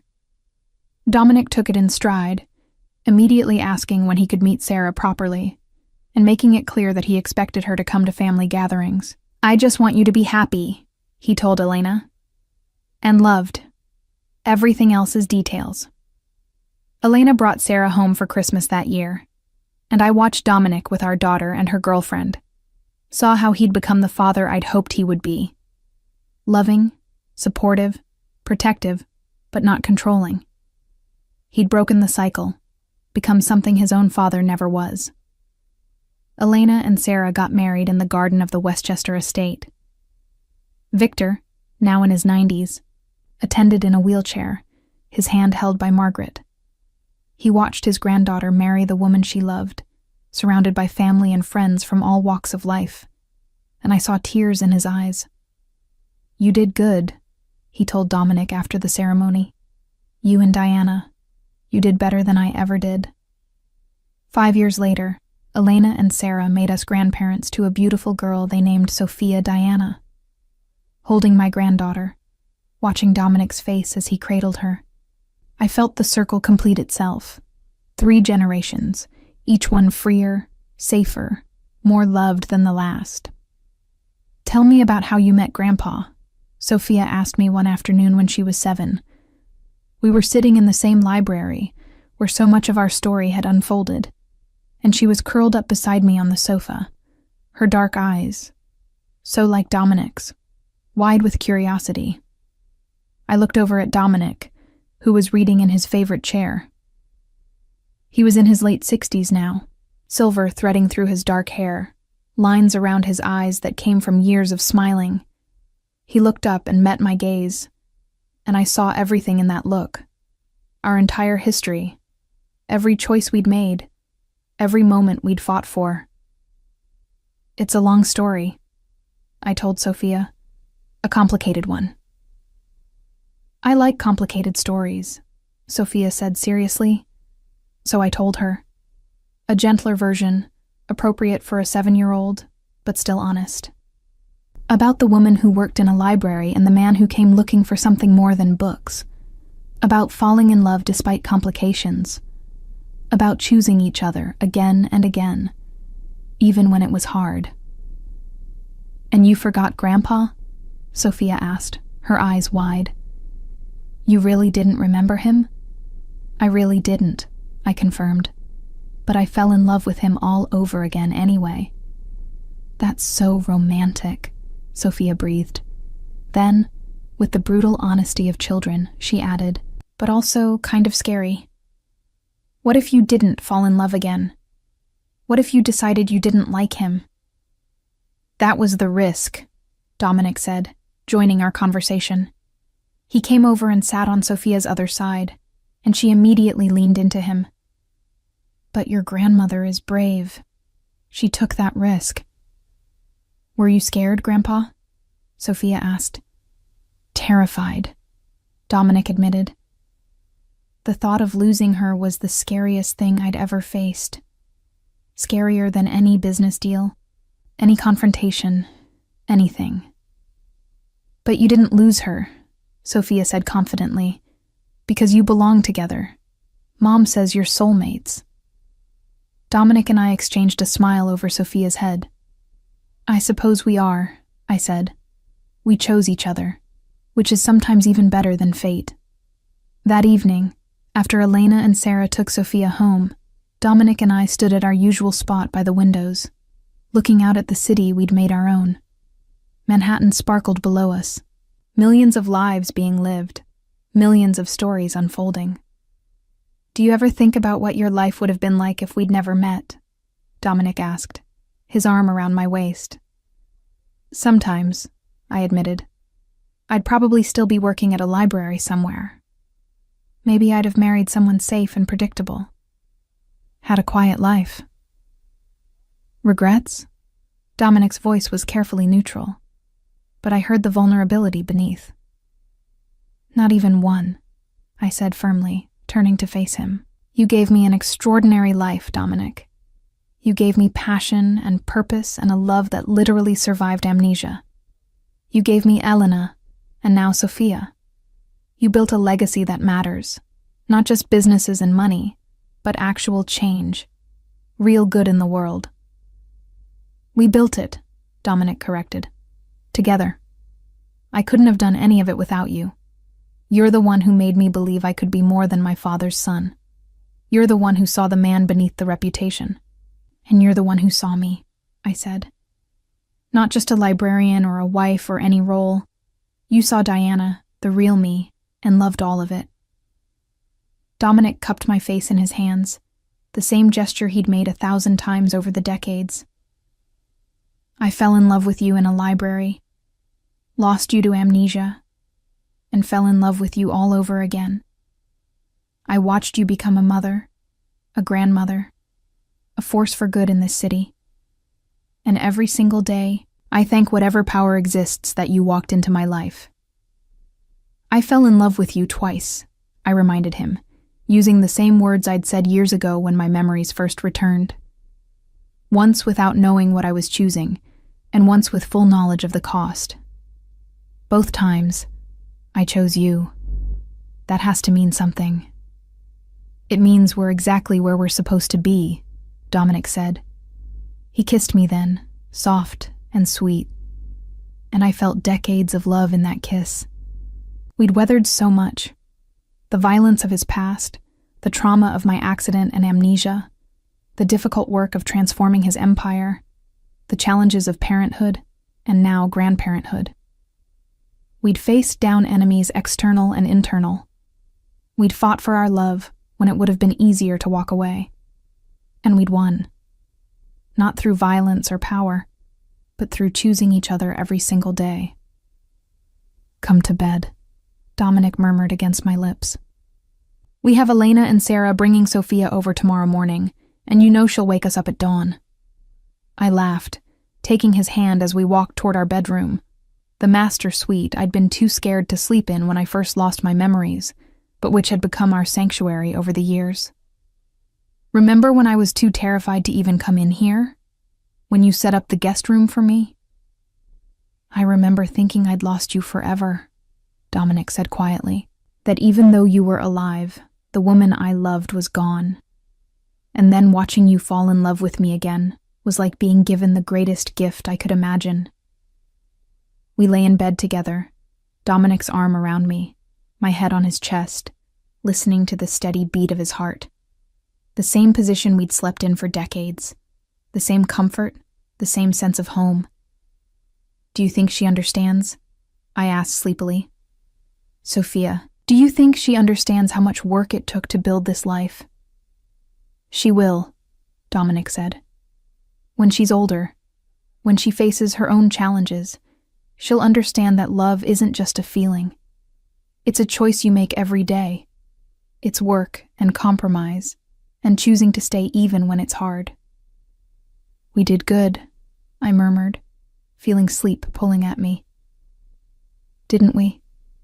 We took something dark and made it light. We did better than good, Dominic said, pressing a kiss to my forehead. We built forever. And that was the truth of it. Not that we'd built a perfect life.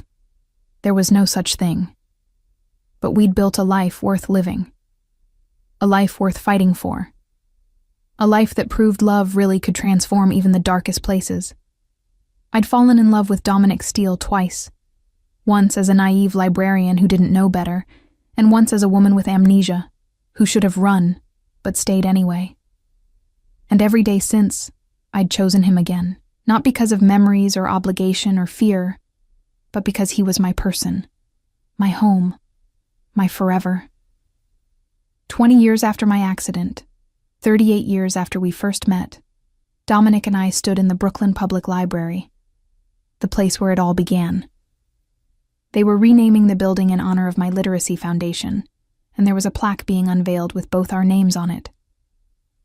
"This is where I first saw you," Dominic whispered to me as the mayor gave a speech about our philanthropic work. "You were wearing a blue cardigan and had a pencil stuck through your hair. You were the most beautiful thing I'd ever seen." "And you were terrifying," I whispered back. This powerful, dangerous man who looked completely out of place among the books. I should have run. "But you didn't," Dominic said, taking my hand. "You never ran. Not then. Not when you learned what I really was. Not even when you woke up not knowing me. You always chose to stay. Because you were worth staying for," I said simply. "You still are." After the ceremony, we walked through the library together, hand in hand, past the reference desk where we'd first spoken, past the stacks where he'd accidentally run into me dozens of times, past the cafe where he'd learned how I took my coffee. "If you could go back," Dominic asked as we stood in the history section where he'd once helped me reshelve books, "if you could go back and warn your younger self about everything that was coming, the danger, the accident, the amnesia, all of it, would you?"